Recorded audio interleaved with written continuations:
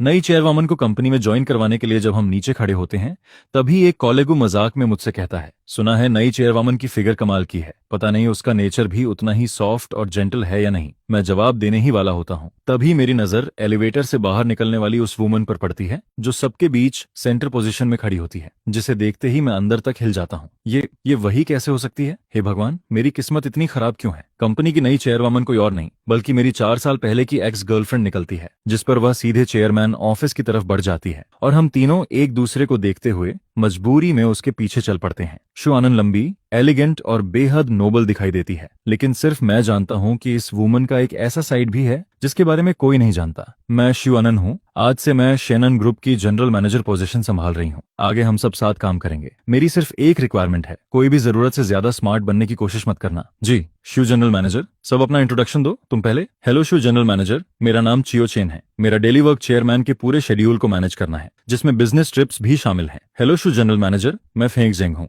आधा घंटा बाद हम तीनों चेयरमैन ऑफिस से बाहर निकलते हैं, जबकि मैं पूरी तरह खोया हुआ सा दिखाई देता हूँ।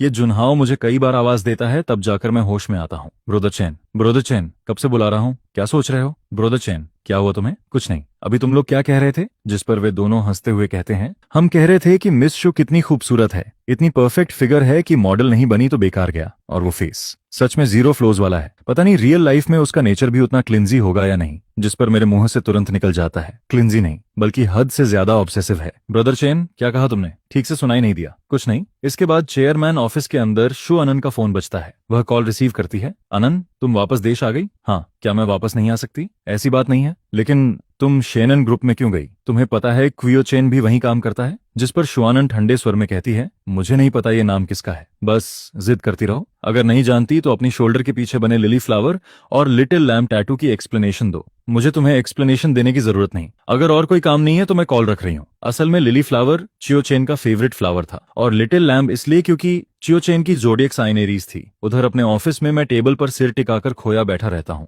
शुआनन, बहुत समय हो गया, पूरे 4 साल। शायद अब उसका बॉयफ्रेंड होगा। नहीं, शायद शादी भी हो चुकी होगी। ब्रोदर चेन, क्या हुआ? कुछ नहीं, कल रात देर तक जागा था, थोड़ा टायर्ड हूँ। मुझे ढूंढने आए थे किसी काम से? जिस पर वे बताते हैं, एचआर डिपार्टमेंट ने नोटिस भेजा है, अभी सूटेबल असिस्टेंट नहीं मिला, इसलिए हम तीनों में से किसी एक को टेम्परेरी असिस्टेंट बनाना चाहते हैं। सैलरी भी बढ़ेगी, तो फिर तुम लोग चले जाओ, मैं नहीं जा रहा। वैसे भी मुझे पैसों की ज्यादा जरूरत नहीं है, लेकिन फेंगजेंग को जरूरत है। वो और उसकी गर्लफ्रेंड इन दिनों शादी के लिए घर खरीदने की सोच रहे हैं। ब्रोदर चेन, कैपेबिलिटी के हिसाब से देखा जाए तो तुम सबसे सूटेबल हो। पुराने बॉस की नजर में तो तुम पहले से ही आधे असिस्टेंट थे। शू जनरल मैनेजर थोड़ी स्केरी लगती है, मुझे डर लगता है। जिस पर सीढ़ियों से नीचे उतर रही शू अनन अचानक रुक जाती है। क्या चियोचेन मुझसे डरता है? इतनी भी क्या डरावनी हूं मैं? हालांकि मैं थोड़ी कोल्ड दिखती हूं, लेकिन इतनी भी नहीं। और फिर मैं इतनी ब्यूटीफुल भी हूं। पता नहीं मेरा बॉयफ्रेंड जब इस फ्लॉलेस फेस को देखता होगा तो खुद को रोक पाता होगा या नहीं। उधर मेरे मुंह में अचानक पानी चला जाता है और मैं खांसने लगता हूँ। ब्रोदर चेन, अचानक क्या हुआ? कुछ नहीं। बॉयफ्रेंड क्या शायद हस्बैंड होगा? आखिर 4 साल पहले उसका फियांस भी तो था। इतना समय बीत गया, शादी तो हो ही गई होगी,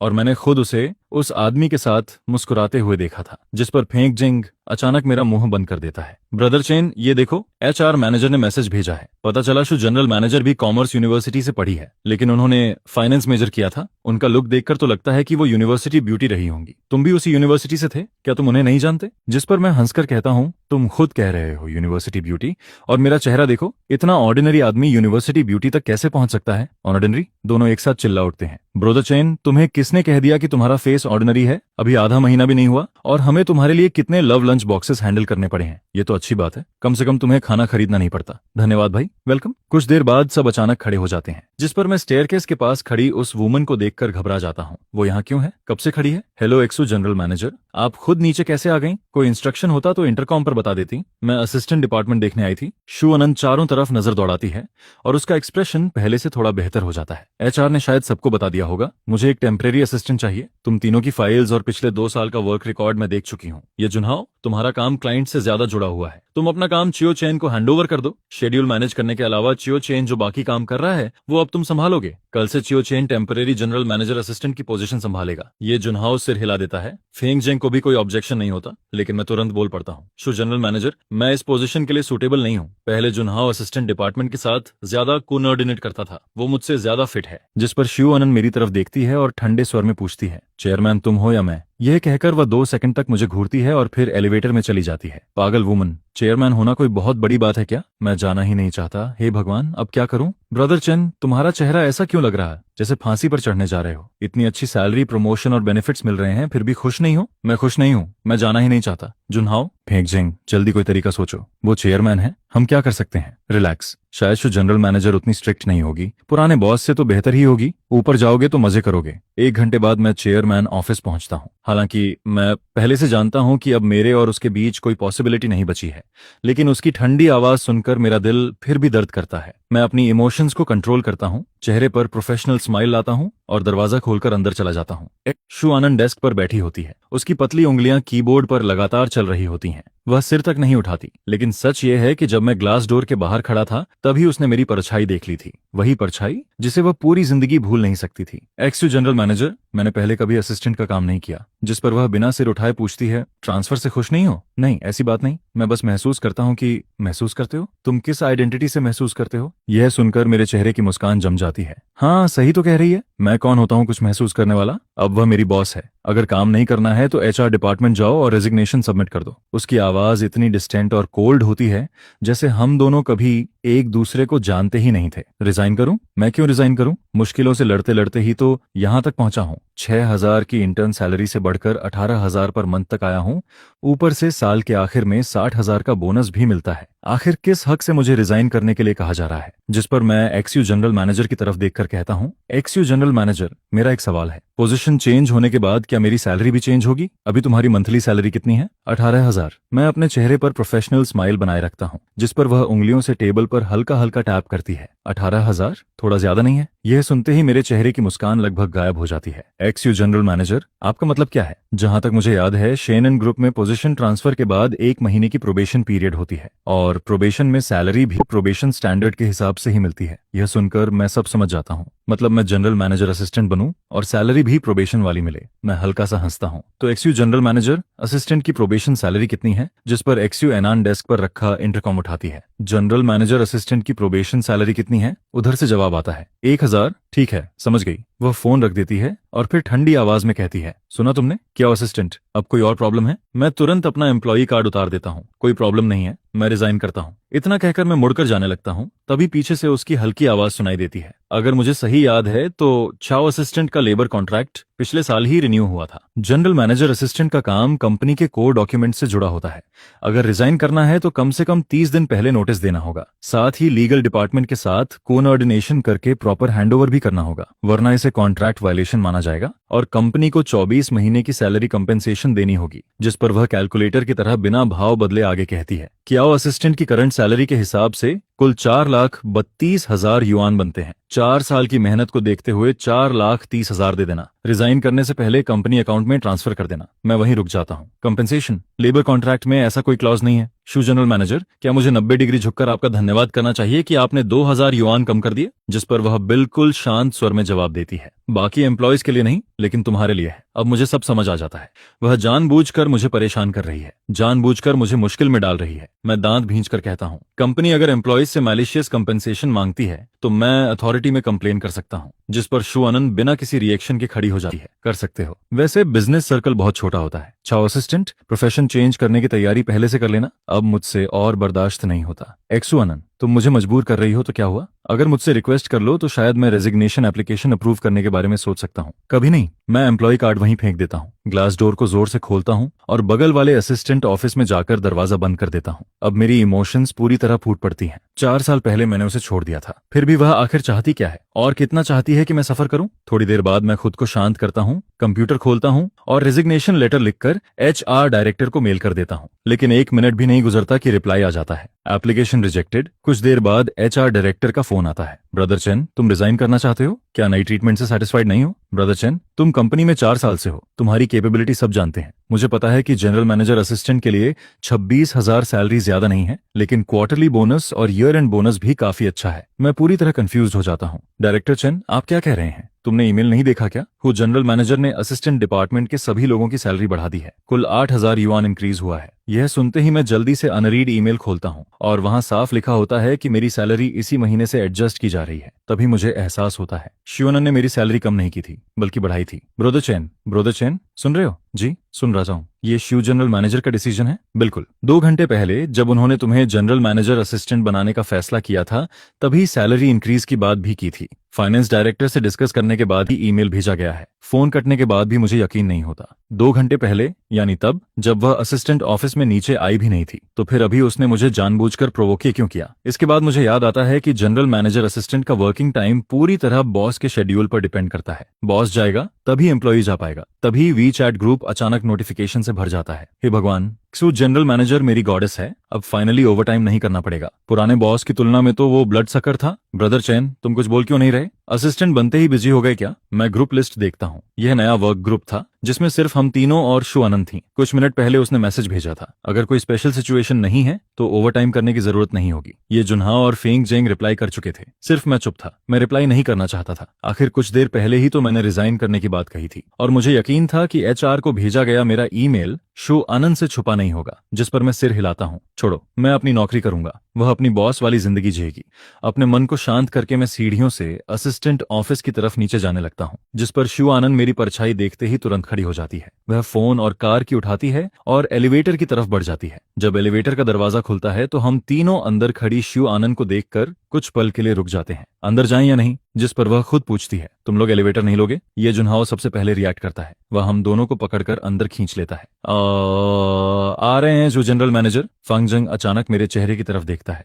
ब्रदर चेन क्या हुआ? जिस पर बगल में खड़ी शु आनंद की आंखों में भी हल्की चिंता दिखाई देती है। मैं सिर हिलाता हूँ, कुछ नहीं, बस कल रात ठीक से नींद नहीं आई, मेरी चिंता मत करो। एलिवेटर से बाहर निकलने के बाद ये जुन्हाओ मेरे कंधे पर हाथ मारकर हंसता है। चाओ असिस्टेंट, तुम्हारी साल भर की सैलरी और बोनस मिलाकर 3-4 लाख युआन से कम नहीं होगी, फिर भी उस पुरानी वोलिंग कार को बेचकर नई कार क्यों नहीं लेते? वह अपनी कार की हिलाता है। अभी तो गवर्नमेंट सब्सिडी भी मिल रही है, कंपनी भी 20% सपोर्ट दे रही है, कितना पैसा बच जाएगा? जिस पर मैं मुस्कुराते हुए अपनी कार की निकालता हूँ। कार अभी भी ठीक चल रही है, बदलने की क्या जरूरत है? मेरे पैसे का और भी काम है। वैसे आज जल्दी छुट्टी मिली है, चलो बाहर खाना खाते हैं, BBQ, हॉटपॉट या जापानीज फूड? जिस पर फेंग जेंग सिर हिलाता है। नहीं हो पाएगा, मैं अभी नया रेंटेड हाउस लेकर शिफ्ट हुआ हूँ, अभी वहां पूरी तरह सेट नहीं हुआ, मुझे जल्दी घर जाना होगा। वह ये नहीं बताता कि घर में एक डॉग भी है, उसे डर था कि कहीं कोई सुन न ले। फिर वह हंसकर कहता है, जब घर पूरी तरह सेट हो जाएगा तब तुम लोग मेरे घर हॉटपॉट खाने आना। इसके बाद शुआन चुपचाप हमारी पीठ के पीछे खड़ी रहती है। वह हमें कार्स में बैठते हुए देखती है और फिर उसके सामने खड़ी व्हाइट पोर्श धीरे धीरे आगे आ जाती है, जिस पर वह फोन निकालकर एक नंबर डायल करती है। पता लगाओ कि क्यूओ चेन ने नया घर कहाँ रेंट किया है। फोन के दूसरी तरफ शेया क्यूओ हंस पड़ता है। अरे वाह,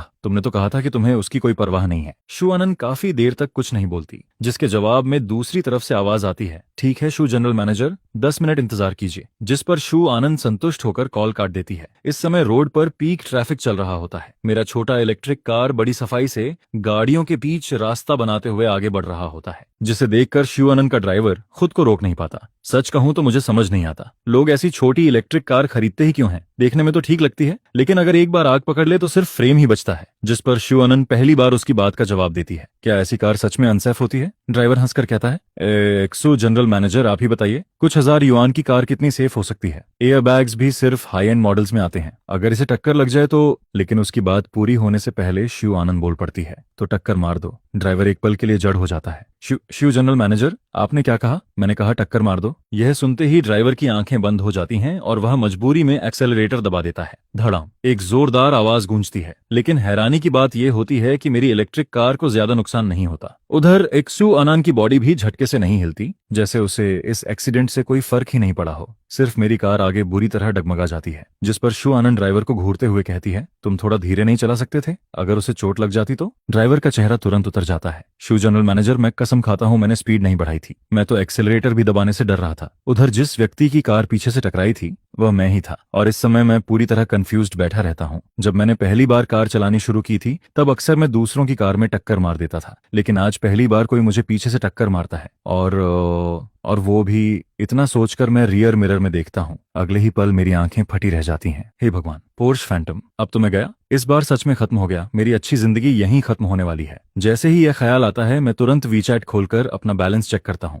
28,300 युआन। शायद इतना काफी होगा, लेकिन यह मेरी पूरी सेविंग्स थी। इसके अलावा मेरे पास एक युआन भी नहीं बचा था। तभी विंडो पर दस्तक होती है, जिसे सुनकर मेरा दिल जोर जोर से धड़कने लगता है। मैं गहरी सांस लेता हूँ और विंडो नीचे करता हूँ। बाहर एक मिडिल एज्ड आदमी खड़ा मुस्कुरा रहा होता है। सॉरी भाई, मैं समय पर ब्रेक नहीं लगा पाया। क्या आप नीचे आकर डैमेज चेक कर सकते हैं? जो भी नुकसान हुआ है हम पूरा कंपेंसेट करेंगे। उसका एटीट्यूड इतना अच्छा होता है कि मैं मना नहीं कर पाता। ठीक है, मैं सीट बेल्ट खोलकर नीचे उतर जाता हूँ, लेकिन जैसे ही पीछे जाकर कार देखता हूँ, मेरी आंखों के आगे अंधेरा छा जाता है। उस मोमेंट में मुझे अपना दुखद फ्यूचर साफ दिखाई देने लगता है। आप लोग सच में पूरा कॉम्पेंसेशन देंगे? मुझे पैसे नहीं देने पड़ेंगे ना? बिल्कुल नहीं। आप बताइए कैसे सेटल करना है। उधर कार के अंदर बैठी शु अनन मन ही मन सोच रही होती है, एक नई कार खरीद कर देनी पड़ेगी। लेकिन सामने खड़ा यह आदमी इतना सीधा क्यों है? मुझे मुश्किल में मत डालो। मैं अपनी कार के उखड़े हुए पेंट को हाथ से छूता हूँ। दिल से खून बह रहा होता है, लेकिन फिर भी मैं पॉलिट बना रहता हूँ। कोई जरूरत नहीं है। आपकी कार तो मेरी कार से ज्यादा खराब लग रही है, मैं खुद ठीक करवा लूंगा। इतनी सी बात है। तभी शु आनंद कार से नीचे उतरती है।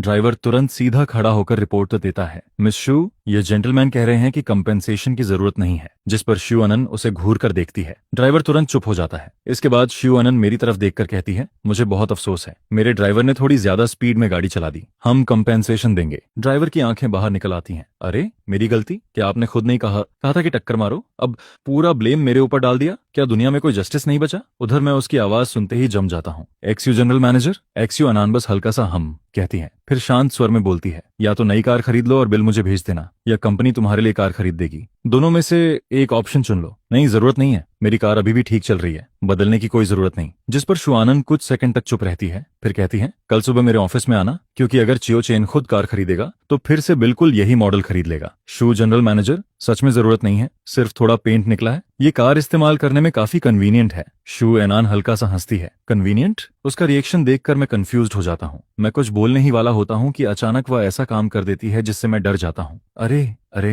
अरे, तुम क्या करने वाली हो? मैं देखता हूँ कि शु अनन वापस कार में बैठ चुकी है और कार धीरे धीरे रिवर्स होने लगती है, जिस पर मुझे तुरंत उसकी इंटेंशन समझ आ जाती है। मैं भागकर कार के सामने खड़ा हो जाता हूँ। शु अनन, तुम पागल हो गई हो क्या? तुरंत कार रोको। पास खड़ा ड्राइवर दंग रह जाता है। यह आदमी कितना बहादुर है, सीधे शु जनरल मैनेजर का नाम लेकर चिल्ला रहा है। तभी विंडो नीचे होती है। शु अनन सिर बाहर निकालती है। ओल्ड शु, उसे हटाओ। ड्राइवर तुरंत घबरा जाता है। सर माफ कीजिए। इसके बाद वह मुझे खींचकर साइड कर देता है। अगले ही पल धड़ाम, एक और जोरदार आवाज गूंजती है। मैं स्तब्ध खड़ा अपनी इलेक्ट्रिक कार को पलटते हुए देखता रहता हूँ। पूरी कार मेरी आंखों के सामने बर्बाद हो जाती है, जिस पर मैं गुस्से से चिल्ला उठता हूँ, शु आनंद, क्या तुम्हें कोई बीमारी है? फालतू में मेरी कार क्यों तोड़ रही हो? लेकिन शु आनंद मेरी बर्बाद कार की तरफ देखती तक नहीं। उधर ड्राइवर का दिल जरूर रो रहा होता है। आखिर यह ग्लोबल लिमिटेड एडिशन पोर्शे थी। इतने अमीर लोग भी क्या ऐसे पैसे उड़ाते हैं? ये तो करोड़ों की कार थी और उसने बिना सोचे टक्कर मार दी। इसके बाद शु अनन मेरे सामने आकर रुकती है। कल सुबह मेरे ऑफिस में आना। मैं उसकी बात को पूरी तरह इग्नोर कर देता हूँ। बस इंश्योरेंस कंपनी को कॉल लगाने लगता हूँ। यह देखकर शु अनन मेरी टूटी हुई कार के सहारे टिक जाती है। उसका एटीट्यूड ऐसा होता है जैसे वह आज मेरे साथ अंत तक लड़ने वाली हो। तभी ड्राइवर धीरे से पूछता है, एक्सो जनरल मैनेजर, क्या इंश्योरेंस को कॉल करें? जिस पर शु अनन तुरंत जवाब देती है,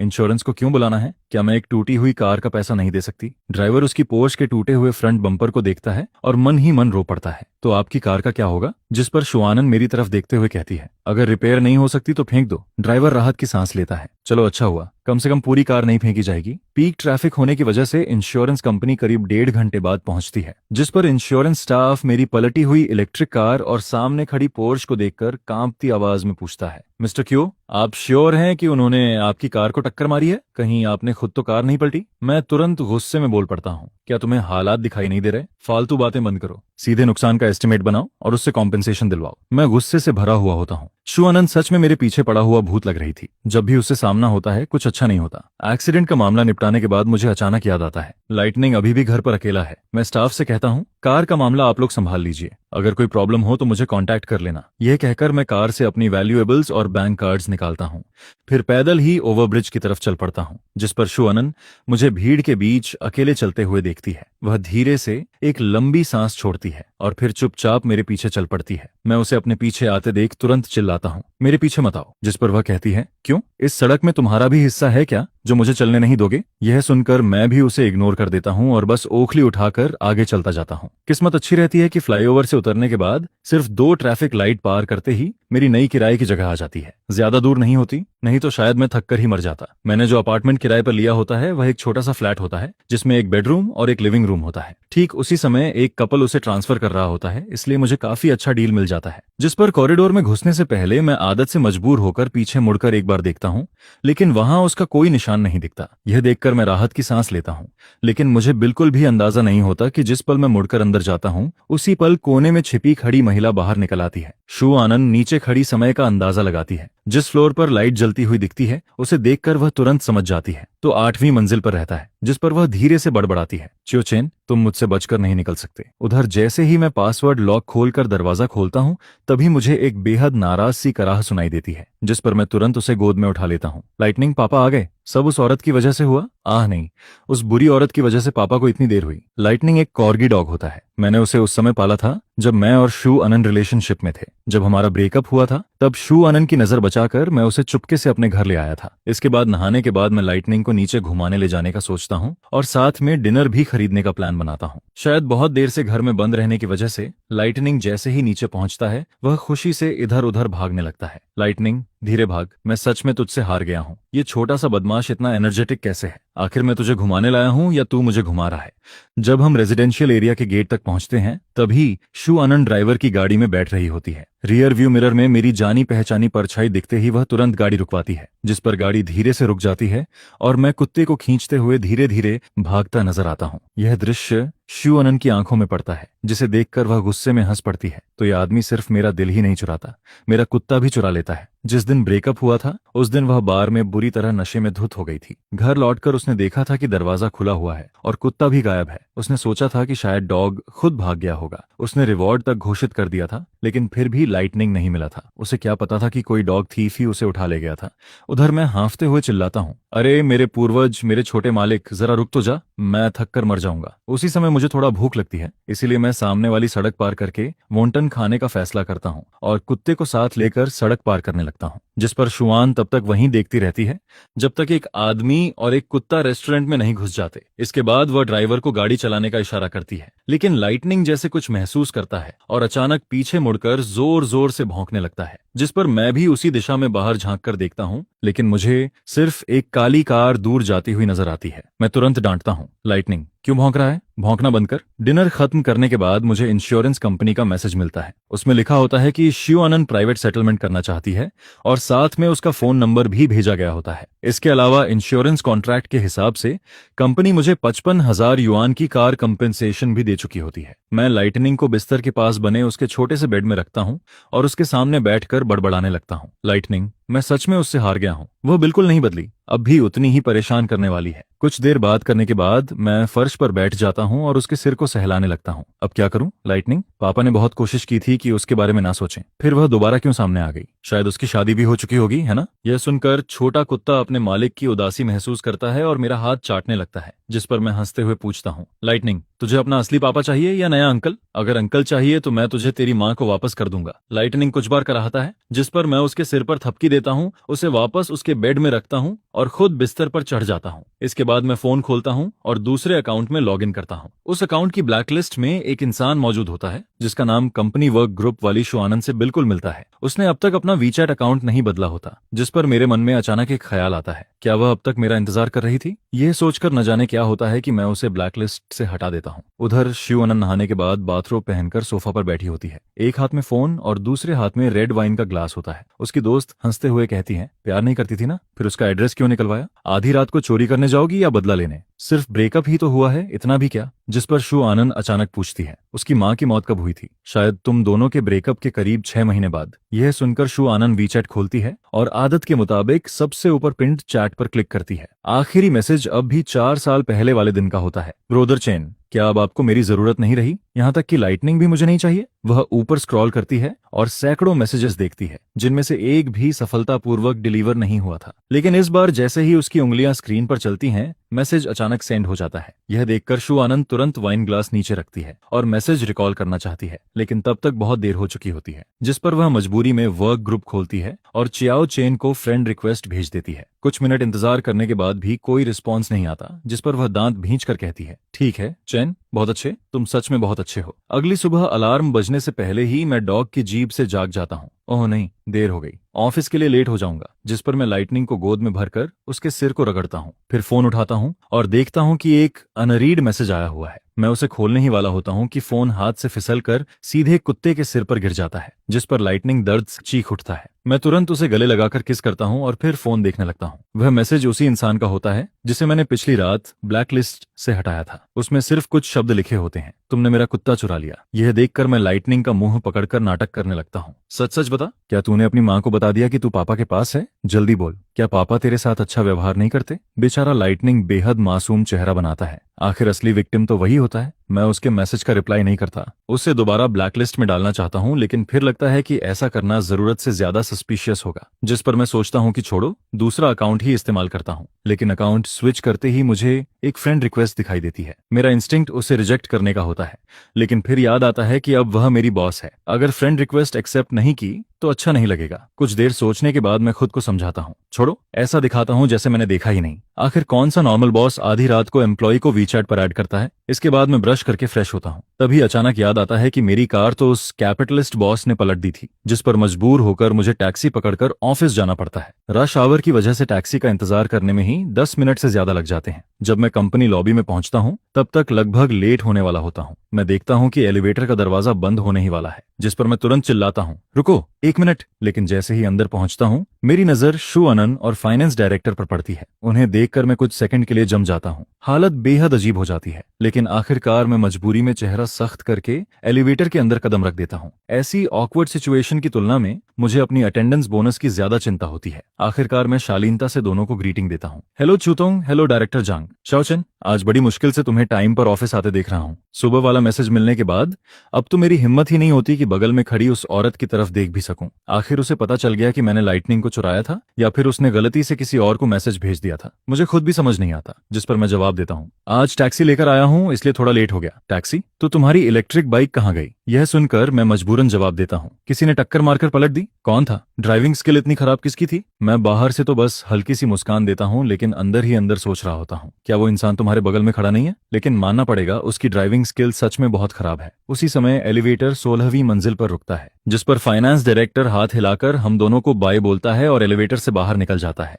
अब अंदर सिर्फ मैं और शू अनान बचे होते हैं। अचानक माहौल बेहद अजीब हो जाता है। मैं लगातार डिस्प्ले पैनल पर बदलते हुए नंबर्स को घूरता रहता हूँ। जब तक एलिवेटर 30वीं मंजिल पर नहीं पहुंच जाता, मैं 1 सेकंड के लिए भी उसकी तरफ देखने की हिम्मत नहीं करता। जैसे ही दरवाजा खुलता है, मैं बिजली की तरह बाहर निकल जाता हूँ और सीधे इमरजेंसी स्टेयरकेस की तरफ बढ़ने लगता हूँ। उधर सेक्रेटरी ऑफिस में 2 लोग मीटिंग कर रहे होते हैं। वे अब भी ग्रीटिंग भी नहीं कर पाते कि उनके सामने से हवा का झोंका निकल जाता है। जून हाओ, अभी जो भागा वो क्वियो चेन था ना? जिस पर ये जून हाओ जवाब देने ही वाला होता है कि तभी शुअनन को आता देख वह तुरंत कॉफी कप नीचे रख देता है और खड़ा हो जाता है। हेलो शुटोंग, फेंगजिंग थोड़ा देर से नोटिस करता है। जब तक वह ग्रीटिंग देने की तैयारी करता, तब तक शू अनन प्राइवेट एलिवेटर में प्रवेश कर चुकी होती है, जिस पर फेंगजिंग उत्सुकता से पूछता है, तो छाओचन इतनी तेजी से इसलिए भागा क्योंकि वह छूतों के साथ एलिवेटर में था, लेकिन आज वह लेट कैसे हो गया? नॉर्मली तो सबसे पहले वही ऑफिस आता है। उधर मैं सिर्फ 1 सेकंड में अपने ऑफिस के अंदर घुस चुका होता हूँ। एलिवेटर रुकने से पहले भी इक्सू अनान मेरी परछाई देख लेती है। जनरल मैनेजर असिस्टेंट ऑफिस का ग्लास डोर हल्का सा कांपता है, जिस पर उसके होंठों पर हल्की मुस्कान आ जाती है। डरपोक। इसके बाद वह मन ही मन सोचती है,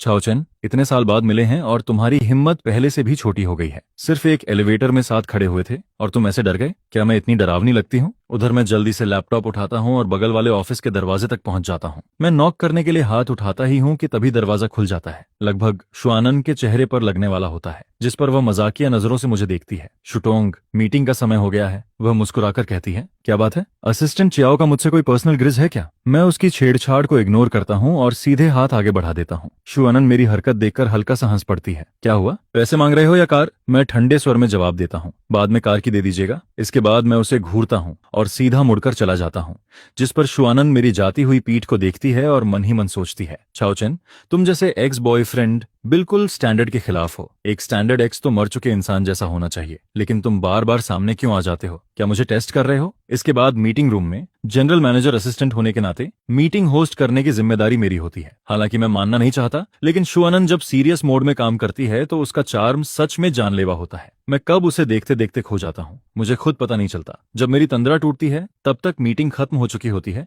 और लोग एक एक करके बाहर निकल रहे होते हैं। ये जुन्हा और फेंग जेंग भी लैपटॉप और डॉक्यूमेंट समेट रहे होते हैं। जाते जाते वे मुझे ऐसी नजर से देखते हैं जैसे कह रहे हो, भाई अब भगवान ही बचाए। मैं लैपटॉप बंद करके खड़ा होने ही वाला होता हूँ कि तभी कोई मेरे कंधे पर हाथ रख देता है, जिस पर शिवानंद की आवाज सुनाई देती है। 2 घंटे की मीटिंग थी और असिस्टेंट कुयो पूरे 1.5 घंटे तक मुझे देखता रहा। क्या बात है, मेरे बारे में कुछ गलत इरादे हैं क्या? यह सुनकर मैं घबरा जाता हूँ। मैं नजरें चुराना चाहता हूँ, लेकिन फिर सोचता हूँ कि वह और ज्यादा मजाक उड़ाएगी, इसलिए पलटकर जवाब देता हूँ, बिना वजह रूमर्स मत फैलाइए। अगर आपको कैसे पता कि मैं आपको देख रहा था? कहीं शूतों के भी मेरे लिए कुछ इरादे तो नहीं है? यह सुनकर शू आनंद हंस पड़ती है, फिर अचानक टॉपिक बदल देती है। असिस्टेंट चाओ, कल रात मेरा भेजा हुआ मैसेज मिला था? मैं बिना सोचे तुरंत जवाब देता हूँ, नहीं। शू आनंद हैरानी से मेरी तरफ देखती है, इतनी जल्दी जवाब? क्या हुआ? असिस्टेंट क्वियो डर गया क्या? इसके बाद वह मुस्कुराकर पूछती है, तो मेरे डॉग को चुराने वाली बात का क्या करेंगे? उसका तीर सीधे निशाने पर लगता है, जिस पर मैं अनजान बनने की कोशिश करता हूँ। शूटोंग, बात करने के लिए एविडेंस भी होना चाहिए, हम दोनों इतने क्लोज भी नहीं हैं। आपका डॉग खो गया, इससे कैसे साबित हो गया कि मैंने ही चुराया? शू आनंद देखती है कि मैं किसी भी हालत में मानने वाला नहीं हूँ, जिस पर उसके चेहरे की मुस्कान और गहरी हो जाती है। इसके बाद वह धीरे धीरे मेरी तरफ बढ़ने लगती है।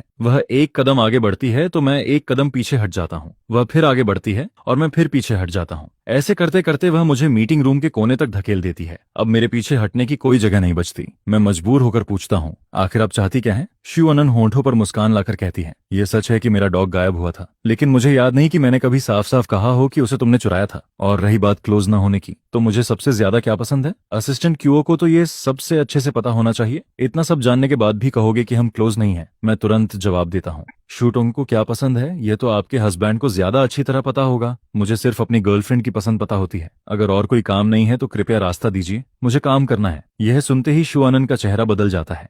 वह दांत भींचकर बोलती है, क्या चैन, अभी जो कहा एक बार फिर से कहो। मैं तुरंत पलटकर जवाब देता हूँ, शूटोंग, आपकी उम्र अभी ज्यादा नहीं हुई, क्या सुनने में दिक्कत होने लगी है? वैसे मेरा ईएनटी डिपार्टमेंट के चीफ डॉक्टर से परिचय है, चियांगचन हॉस्पिटल में है। जरूरत हो तो आपके लिए स्पेशलिस्ट अपॉइंटमेंट भी दिलवा सकता हूँ। यह सुनते ही शू आनंद गुस्से में चिल्लाती है, दफा हो जाओ यहाँ से, जिस पर मैं बिना एक सेकंड गनवाए तेजी से वहां से निकल जाता हूँ। वह ठंडी आवाज में सूंघकार भरती है और वापस अपने ऑफिस में लौट जाती है। उधर चेयरमैन ऑफिस के अंदर श्या कुयो सोफा पर लेटी गेम खेल रही होती है। धत्त तेरे की, तुम लोग बेवकूफ हो क्या? इस समय अटैक नहीं करोगे तो आखिर कब करोगे? मैं सच में तुम लोगों से परेशान हो गई हूँ। पूरी टीम पागलों से भरी हुई है। गुस्से में वह गेम बंद कर देती है और फोन को सोफा पर फेंक देती है, लेकिन जैसे ही सिर उठाती है, शू आनंद को एक्सप्रेशनलेस फेस के साथ अंदर आते हुए देखती है। दरवाजा जोर से बंद होता है। शू आनंद चलते चलते उसकी टांगों पर नजर डालती है जो टी टेबल पर रखी होती हैं, जिस पर वह नाराज होकर कहती है, अपने पैर नीचे रखो। अपनी दोस्त का चेहरा देखते ही श्या चियाओ सब समझ जाती है। वह उत्सुकता से पूछती है, क्या तुम्हारे उस जिद्दी एक्स बॉयफ्रेंड ने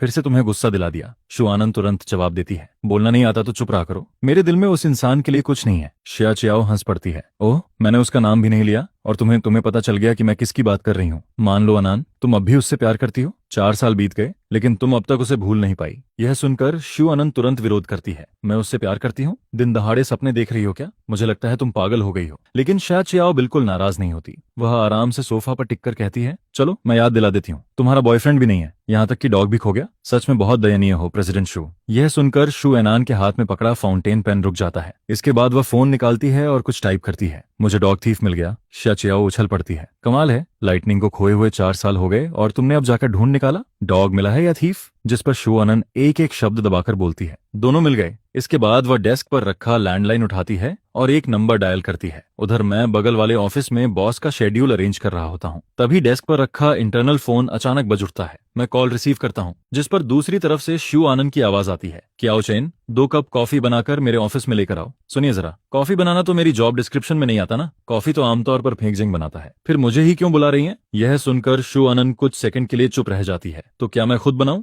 फालतू बातें बंद करो और जल्दी जाओ। जी शूतोंग, मैं तुरंत जवाब देता हूँ। उधर शू आनंद के फोन पर बात करने का तरीका सुनकर श्या चियाओ के मुंह में मौजूद लॉलीपॉप लगभग गले में अटक जाती है, जिस पर वह शू आनंद की तरफ अंगूठा दिखाती है। कमाल है शूटोंग, तुम अपने एक्स बॉयफ्रेंड से भी ऐसे बात करने की हिम्मत रखती हो? शू आनंद बिना एक्सप्रेशन बदले जवाब देती है, मैं उसकी बॉस हूँ, ऐसे बात क्यों नहीं कर सकती? इसके बाद वह टॉपिक बदलते हुए पूछती है, और तुम आज इतनी फ्री क्यों हो, अब तक गई नहीं? श्या चियाओ तुरंत विरोध करती है, क्या मतलब, तुमने 2 कप कॉफी मंगवाई है? मैं यहाँ इतनी देर से बैठी हूँ, क्या मुझे 1 कप कॉफी पीने का हक भी नहीं है? क्या यही शो फैमिली की हॉस्पिटैलिटी है? शू आनंद ठंडे स्वर में कहती है, मैं दोनों कप खुद नहीं पी सकती क्या? मुझे कॉफी पसंद है, कोई प्रॉब्लम? यह सुनकर श्या चियाओ हंस पड़ती है, ठीक है, ठीक है, मैं उस दिन का इंतजार करूंगी जब शू तुमको कोई जोरदार थप्पड़ मारेगा। शू आनंद आत्मविश्वास से जवाब देती है, असंभव, तुम्हें ऐसा मौका कभी नहीं मिलेगा। थक थक मैं 2 कप कॉफी लेकर अंदर आता हूँ। शे चियाओ को यहाँ देखकर मैं थोड़ा हैरान और असहज हो जाता हूँ, जिस पर वह मुस्कुराते हुए खुद ग्रीटिंग करती है। क्याओ चेन, बहुत समय हो गया। हेलो शाटोंग, मैं भी शालीनता से जवाब देता हूँ। शा कियाओ एक परफेक्ट स्माइल के साथ कहती है, फ्री हो कभी? मैं तुम्हें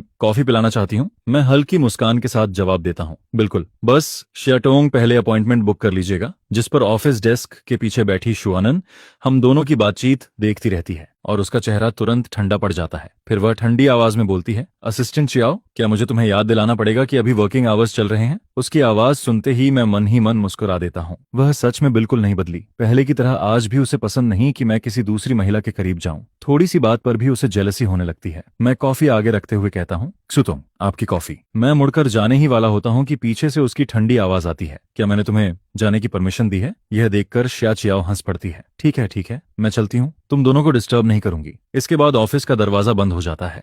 जब कमरे में सिर्फ हम दोनों रह जाते हैं तब शुआनन धीरे से सिर उठाकर पूछती है, असिस्टेंट चियाओ, असिस्टेंट की रिस्पॉन्सिबिलिटी क्या होती है? मैं बिना झिझक जवाब देता हूँ, बॉस के हर काम में कोऑर्डिनेशन करना। जिस पर शुआनन संतुष्टि से सिर हिलाती है। वह आगे कोई मुश्किल सवाल नहीं पूछती। कॉफी का कप उठाकर एक घूंट लेती है, लेकिन अगले ही पल लगभग कॉफी थूक देती है। तुमने जानबूझकर किया है ना? मैं अब भी प्रोफेशनल स्माइल बनाए रखता हूँ। एक्सुतोंग, आपने सिर्फ कॉफी बनाने को कहा था, यह नहीं बताया था कि कौन सी कॉफी चाहिए। मैं तो नॉर्मली इंस्टेंट कॉफी ही पीता हूँ। असल में दोनों कप में से सिर्फ एक कप इंस्टेंट कॉफी होता है। मैं उसकी आदत अच्छी तरह जानता हूँ, इसीलिए जानबूझकर वही कप उसकी तरफ रखता हूँ।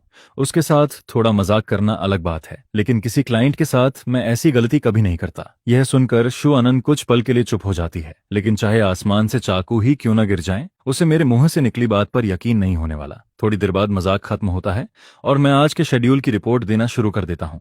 रिपोर्ट खत्म होने पर शुआन अपनी पॉकेट से कार की निकालकर डेस्क पर रखती है, फिर मेरी तरफ देखते हुए कहती है, यह तुम्हारे लिए है, कार कंपेंसेशन। मैं तुरंत मना कर देता हूँ, जरूरत नहीं है शुटोंग, मेरी पुरानी कार की कीमत शायद इस नई कार के एक व्हील के बराबर भी नहीं होगी। इंश्योरेंस कंपनी पहले ही कंपेंसेशन दे चुकी है। शुआनन भौहें उठाकर पूछती है, तो क्या हुआ? क्या तुम्हें पैसे से मार रही हूँ मैं? मेरी माँ की तरह मैं भी वही मानती हूँ। मैंने तुम्हारी कार को टक्कर मारी है तो नई कार देना मेरा फर्ज है, और अगर चाहो तो कैश भी ले सकते हो। इसके बाद वह अचानक टॉपिक बदल देती है, वैसे असिस्टेंट चियाओ, तुमने मेरा कॉन्टैक्ट ऐड क्यों नहीं किया? अगर मुझे कभी तुम्हें ढूंढना हुआ तो क्या करूंगी? मैं तुरंत जवाब देता हूँ, इंटरनल वर्क ग्रुप के जरिए कॉन्टैक्ट कर सकती हैं। मेरी बात पूरी भी नहीं होती कि वह बीच में बोल पड़ती है, तो अब फैसला करो, खुद फ्रेंड रिक्वेस्ट एक्सेप्ट करोगे या फिर मैं तुम्हारा नाम वर्क ग्रुप में टैग करूं? यह सुनते ही मैं तुरंत फोन निकाल लेता हूं, उसके सामने फ्रेंड रिक्वेस्ट एक्सेप्ट करता हूं। शूटोंग, अब ठीक है? जिस पर शू अनंत संतुष्ट होकर सिर हिलाती है। हाँ, अब जाकर काम करो। जी शूटोंग। मैं मुड़कर बाहर निकलने लगता हूँ, लेकिन तभी उसे जैसे कुछ याद आता है। छाओचन, मैं सिर्फ 2 कदम ही चला होता हूँ। मन ही मन सोचता हूँ, अब ये फिर क्या नया ड्रामा शुरू करने वाली है? क्या सारी बातें एक बार में नहीं कर सकती?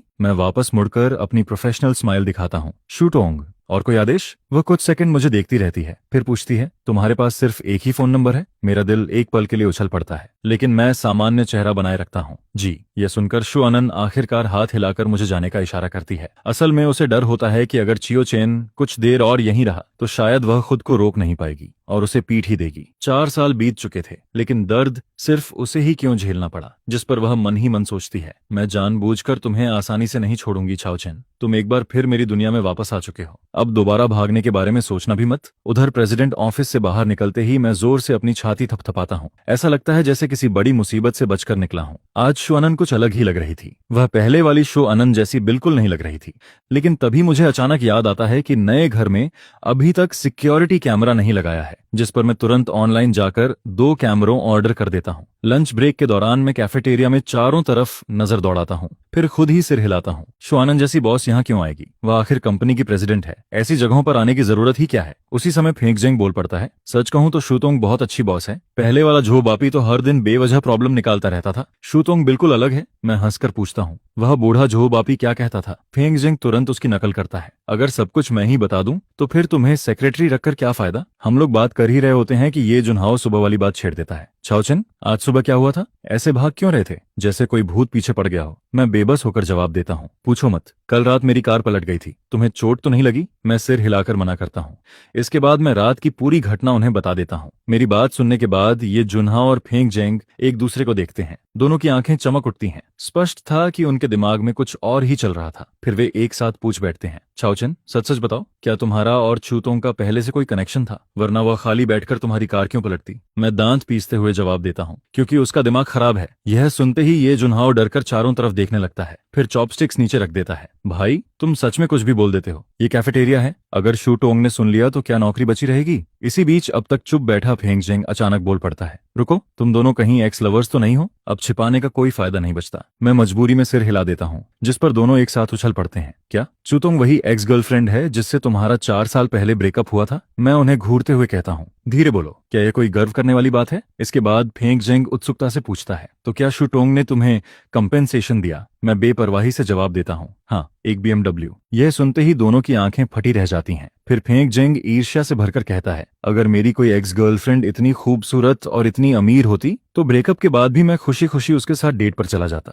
मैं धीरे से एक और बात जोड़ देता हूँ, लेकिन लगता है उसे ये पता चल गया है कि उसका डॉग मैंने ही चुराया था। जिस पर ये जून हाओ और फेंग जेंग एक साथ हाथ जोड़ लेते हैं। ब्रोदर, इस बार तो तू गया। मेरे मन में तुरंत एक ही ख्याल आता है, ये डॉग चोरी वाली बात उस खतरनाक वुमन को किसी भी हालत में पता नहीं चलनी चाहिए, वरना उसके बदला लेने वाले तरीके को देखते हुए हो सकता है वो सीधे पुलिस तक बुला ले। दोपहर का ब्रेक शुरू होता है, शायद इसलिए क्योंकि शुआनान का ऑफिस मेरे ऑफिस के बिल्कुल बगल में था। मैं डेस्क पर सिर रखकर भी सो नहीं पाता हूँ। मुझे डर लग रहा होता है कि कहीं कल रात की तरह फिर से उसका सपना ना आ जाए। सच में जैसे कोई भूत मेरे पीछे पड़ गया हो। शाम को ऑफिस छुट्टी होने से पहले मुझे शुआनान का मैसेज मिलता है, मेरे ऑफिस में आओ। मैं अभी अभी कंप्यूटर शट डाउन करता हूँ, डेस्क पर रखा फोन उठाकर अनलॉक करता हूँ, फिर मुंह बनाकर उसकी आवाज की नकल करता हूँ, मेरे ऑफिस में आओ। एटीट्यूड देखो इसका। मैं तिरस्कार से नाक सिकोड़ता हूँ और बगल वाले चेयरमैन ऑफिस की तरफ चल पड़ता हूँ। डोर के सामने पहुंचकर मैं गहरी सांस लेता हूँ, फिर चेहरे पर मुस्कान लाकर नॉक करता हूँ। शू जनरल मैनेजर, आपने बुलाया था? उधर शुआनान कंप्यूटर स्क्रीन के सामने बैठी होती है, वो सोफा की तरफ इशारा करती है। मैं देखता हूँ कि सोफा पर कई शॉपिंग बैग्स रखे हुए हैं, जिस पर मैं मन ही मन सोचता हूँ कहीं मुझे सोफा पर बैठकर वेट करने को तो नहीं कह रही। उसके हिसाब से तो अच्छा है कि मुझे घुटनों के बल खड़ा नहीं करवा रही। 5 मिनट वेट करो। शुआनान मेरी तरफ देखती है, मैं अब भी वहीं खड़ा रहता हूँ, जिस पर वो मीटिंग का माइक्रोफोन म्यूट कर देती है और कहती है, वहां क्लॉथ्स रखे हैं, एक सेट चुनो और चेंज कर लो। क्या मैं कपड़े चेंज करूं? जल्दी करो, टाइम वेस्ट मत करो। मैं तुरंत मना कर देता हूं, शू जनरल मैनेजर, मुझे लगता है मेरे कपड़े बिल्कुल ठीक हैं, चेंज करने की जरूरत नहीं है। जिस पर शुआनान हल्का सा व्यंग्यात्मक हंसती है। तुम इसी चीप ऑफिस सूट में मेरे साथ क्लाइंट से मिलने जाओगे? उसकी बात सुनकर मैं अंदर ही अंदर भड़क जाता हूँ। ये मेरे पास सबसे महंगा सूट था, क्या उसे कोई बीमारी है? आखिर में मैं जवाब देता हूँ, मुझे लगता है एक्स-यू जनरल मैनेजर की एस्थेटिक सेंस में प्रॉब्लम है। क्लाइंट से मिलने के लिए सूट पहनना सबसे प्रॉपर चॉइस है। मुझे अब भी जिद करते देखकर वो मुस्कुराती है, फिर शरारती अंदाज में भौं उठाकर कहती है, मीटिंग खत्म होने में सिर्फ 5 मिनट बचे हैं, तुम आराम से सोच सकते हो। लेकिन 5 मिनट बाद भी अगर तुमने चूज नहीं किया तो मुझे खुद तुम्हारे लिए कपड़े चुनने में कोई प्रॉब्लम नहीं होगी। यह सुनकर मैं 2 कदम पीछे हट जाता हूँ। सच में दिमाग खराब है, जैसे मुझे नहीं पता कि तुम क्या सोच रही हो। जिस पर शुआनान बड़े आराम से कहती है, अंदर रेस्ट रूम है, वहां जाकर चेंज कर सकते हो। मैं फिर भी मना करना चाहता हूँ, लेकिन जैसे ही शुआनान खड़ी होती है, मैं तुरंत एक बैग उठाता हूँ और भागते हुए लाउंज रूम में घुस जाता हूँ। अंदर पहुंचते ही मैं इंस्टिंक्टिवली डोर लॉक कर देता हूँ, फिर खुद को थोड़ा शांत करता हूँ। इसके बाद कमरे को देखने लगता हूँ। यह लाउंज रूम लगभग मेरे पूरे अपार्टमेंट जितना बड़ा था। सच में आज भी सब कुछ शुआनान की पसंद के अनुसार ही सजा हुआ था। इतने सालों बाद भी कुछ नहीं बदला था। मैं सारे क्लॉथ्स निकालकर देखने लगता हूँ। आखिर में डार्क ब्लू कलर का सबसे नॉर्मल सूट चुनता हूँ। कपड़े बदलने के बाद जैसे ही डोर खोलने वाला होता हूँ, मेरा हाथ अचानक रुक जाता है। मेरी शर्ट का ऊपर वाला बटन गलत लग गया था, जिसकी वजह से कॉलर थोड़ा खुल गया था और कॉलर बोन दिखाई दे रही थी। मैं बड़बड़ाते हुए गाली देता हूँ, इतनी जल्दी किस बात की है? क्या किसी को अगले जन्म के लिए भेजना है? उधर बाहर से शुआनान की आवाज आती है, डोर खोलो, मुझे भी कपड़े चेंज करने हैं। मैं चिढ़कर चिल्लाता हूँ, मैं चेंज कर रहा हूँ, बस हो गया, 2 मिनट वेट नहीं कर सकती? नहीं, टाइम नहीं है। आखिर में डोर खोल देता हूँ। शुआनान मेरी तरफ देखती है, डार्क ब्लू सूट में मुझे ऊपर से नीचे तक इवैल्यूएट करती है। उसके चेहरे पर कोई एक्सप्रेशन नहीं होता, लेकिन मन ही मन सोचती है, क्या हुआ, साइज सही नहीं है क्या? ये अपनी कॉलर को बार बार हाथ से क्यों ढक रहा है? मैं जल्दी से कहता हूँ, शू जनरल मैनेजर, मैं बाहर जा रहा हूँ, रुको। उसकी आवाज सुनकर मैं वहीं रुक जाता हूँ। फिर शुआनान मेरी तरफ बढ़ने लगती है। मैं घबरा जाता हूँ। शू जनरल मैनेजर, आप मेरी बॉस हैं, लेकिन इसका मतलब ये नहीं कि आप। मैं महसूस करता हूँ कि उसकी उंगलियां मेरी शर्ट के पास पहुंच चुकी हैं, जिस पर शुआनान मुझे ऐसे देखती है जैसे किसी बेवकूफ को देख रही हो। अगले ही सेकंड वो मेरी कॉलर बोन के पास वाला बटन खोलती है, फिर उसे सही तरीके से दोबारा बंद कर देती है। बस इतना ही। मैं कुछ पल तक स्तब्ध खड़ा रह जाता हूँ, तो वो सिर्फ मेरा बटन ठीक कर रही थी। मेरी रिएक्शन देखकर शुआनान हल्का सा हंस देती है। असिस्टेंट क्वियो, बाहर नहीं जा रहे या फिर यहीं रुककर अपनी बॉस को कपड़े चेंज करते देखना चाहते हो? यह सुनते ही मुझे होश आता है। मैं जल्दी से पुराने कपड़े उठाता हूँ और वहां से भाग निकलता हूँ। उधर शुआन वार्डरोब खोलती है, फिर डार्क ब्लू इवनिंग ड्रेस पहन लेती है, जिस पर उसे अभी अभी वाला सीन याद आता है जब उसने चियो चेन का बटन ठीक किया था। तब भी वो हैंडसम था, लेकिन अब का चियो चेन पहले से ज्यादा मैच्योर और अट्रैक्टिव लग रहा था। यह सोचकर वो खुद पर कड़वी हंसी हंस देती है। सपने देखना बंद करो शुआनान, तुम वही वुमन हो जिसे उसने छोड़ दिया था। इसके बाद वो ड्रेस ठीक करने के लिए नीचे झुकती है। तभी फ्लोर पर चमकती हुई एक मेटल ऑब्जेक्ट दिखाई देती है। वो एक रिंग होती है। लगता था कि ये चियाओ चेन की रिंग थी, जिस पर वो कैजुअली रिंग उठाकर अपने हैंडबैग में रख लेती है। उधर मैं वापस अपनी डेस्क पर आ जाता हूँ, लेकिन अचानक मुझे महसूस होता है कि मेरी छोटी उंगली में कुछ मिसिंग है। अगले ही पल मेरा चेहरा बदल जाता है। गया काम से, मेरी रिंग कहाँ गई? सुबह घर से निकलते वक्त तो वो मेरे हाथ में थी, फिर आखिर गिरी कहाँ? इसी दौरान शुआनान बाहर आती है। वो मुझे फ्लोर पर झुककर कुछ ढूंढते हुए देखती है, जिस पर वो पूछती है, क्या कर रहे हो? कुछ ढूंढ रहा हूँ एक्सयू जनरल मैनेजर, मेरी रिंग खो गई है। क्या मैं आपके लाउंज रूम में जाकर देख सकता हूँ? जाओ, खुद जाकर ढूंढ लो। मैं तुरंत अंदर चला जाता हूँ, जिस पर शुआनान मेरी जाती हुई बैग को देखती है और मन ही मन नाराज हो जाती है। सिर्फ एक रिंग ही तो है, लेकिन इसे देखकर लगता है वो रिंग उसके लिए मुझसे भी ज्यादा इंपॉर्टेंट है। सच में जलन हो रही है। इसके बाद शुआनान आदतन मेरी डेस्क को व्यवस्थित करने लगती है, फिर मेरी कार की उठाकर बाहर निकल जाती है।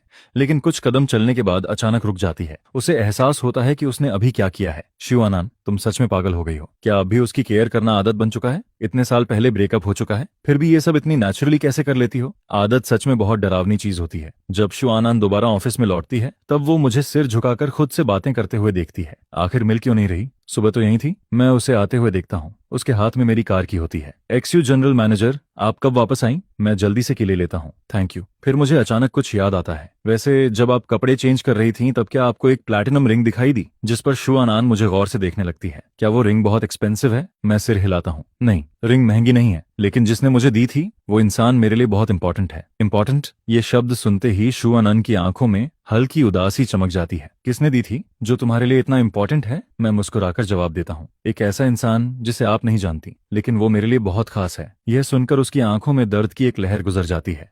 वो चुपचाप मुझे देखती रहती है। इसी दौरान मुझे अचानक याद आता है कि आज रात बैंकेट पार्टी भी है। मैं जल्दी से कहता हूँ, एक्सयू जनरल मैनेजर, बैंकेट शुरू होने वाला है, हमें निकलना चाहिए। जिस पर शुआनान धीरे से सिर हिलाती है और बाहर चल देती है। मैं उसके पीछे पीछे चलता हूँ, लेकिन मन ही मन एक सवाल घूम रहा होता है, थोड़ी देर बाद कार कौन ड्राइव करेगा?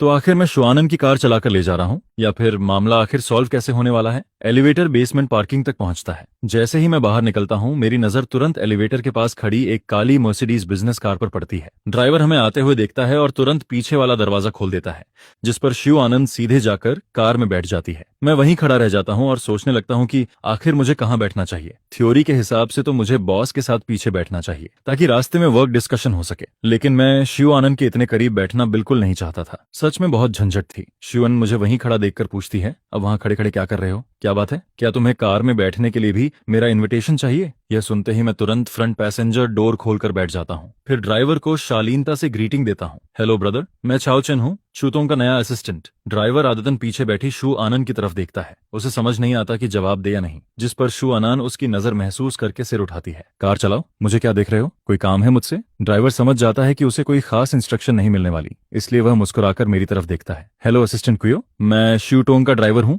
मेरा नाम सॉन्ग जिया है, आप मुझे श्याओ सॉन्ग कह सकते हैं। यह सुनकर मैं हैरान होकर पूछता हूँ, आप शूटोंग के ड्राइवर हैं? तो कल वाले अंकल कहाँ गए? यह सुनते ही शुआनान हमारी बातचीत देखती है और हल्की सी ठंडी सांस भरती है। फिर मन ही मन सोचती है, सच में समझ नहीं आता क्या चेन इतना इजी गोइंग इंसान भी हो सकता है। मेरे सामने तो 2 शब्द बोलना भी पसंद नहीं करता, लेकिन किसी और के सामने मिनटों में फ्रेंडशिप कर लेता है। लगता है मुझे पीछे बैठना ही नहीं चाहिए था। सीधे ड्राइवर सीट पर बैठ जाती और इन दोनों को पीछे बैठकर आराम से बातें करने देती। उधर श्याओ सॉन्ग जवाब देता है, वो मेरे अंकल हैं। आज शूतोंग की कार रिपेयर के लिए गैराज गए हैं, इसलिए आज मैं उनकी जगह आया हूँ। हम दोनों आराम से बातें कर रहे होते हैं, तभी पीछे से शुआनान की हल्की नाराज आवाज आती है। चलना भी है या नहीं, या फिर मैं ही आगे आकर कार चला लूं? तुम दोनों पीछे बैठकर आराम से बातें करते रहना। यह सुनते ही श्याओ सॉन्ग घबरा जाता है। वह तुरंत डोर लॉक का बटन दबाता है। सॉरी शूटोंग, शूटोंग सीट बेल्ट लगा लीजिए, हम निकल रहे हैं। इसके बाद कार चल पड़ती है। मैं और श्याओ सॉन्ग भी बातचीत बंद कर देते हैं। उधर मैं दिमाग पर जोर डालने लगता हूँ कि आखिर वह रिंग कहाँ गिर गई थी।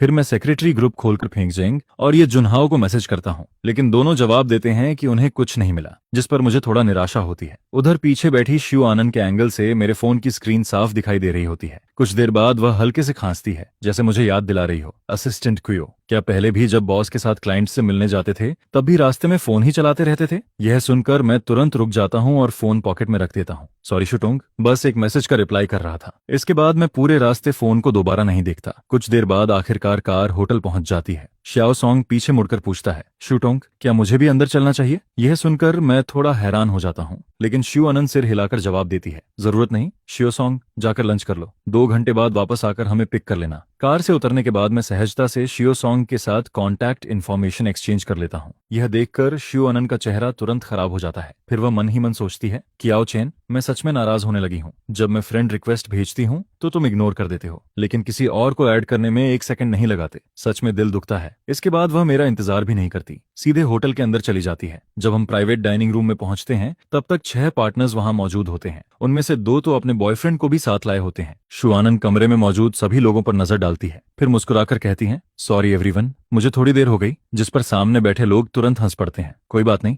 हम ही जल्दी आ गए थे। जल्दी किसी को कहो जो टोंग के लिए ड्रिंक डाल दे। एक आदमी उठने ही वाला होता है, लेकिन जू आनंद हाथ उठाकर उसे रोक देती है। जरूरत नहीं लियू टोंग, मैं अपना कंपेनियन साथ लाई हूँ। मैं तुरंत उसका मतलब समझ जाता हूँ। टेबल पर रखी रेड वाइन उठाता हूँ और शू आनंद के साथ उसके फ्रेंड के ग्लास में आधा आधा भर देता हूँ। आखिर शू आनंद जैसी बॉस भी ड्रिंक से नहीं बच सकती, तो फिर मेरे जैसे असिस्टेंट की क्या औकात थी? वैसे भी रिंग होने की वजह से मेरा मूड पहले से खराब था, इसलिए मैं बाहर जाकर थोड़ी फ्रेश एयर लेना चाहता था। मैं झुककर धीरे से कहता हूँ, शुटोंग, मैं वॉशरूम होकर आता हूँ। शू आनंद सिर्फ हल्का सा हम्म कहती है, जिस पर मैं फोन उठाकर बाहर निकलने लगता हूँ। लेकिन जैसे ही मैं मुड़ता हूँ तभी पीछे से एक बेहद भद्दी आवाज सुनाई देती है, अरे ब्यूटीफुल लेडी, तुम यहाँ अकेली क्यों बैठी हो? आओ मेरे साथ एक ड्रिंक लो। अगर मैं खुश हो गया तो शायद तुम्हें एक बड़ा कॉन्ट्रैक्ट भी दे दूं। यह सुनते ही पूरे बैंकेट हॉल का शोर अचानक गायब हो जाता है।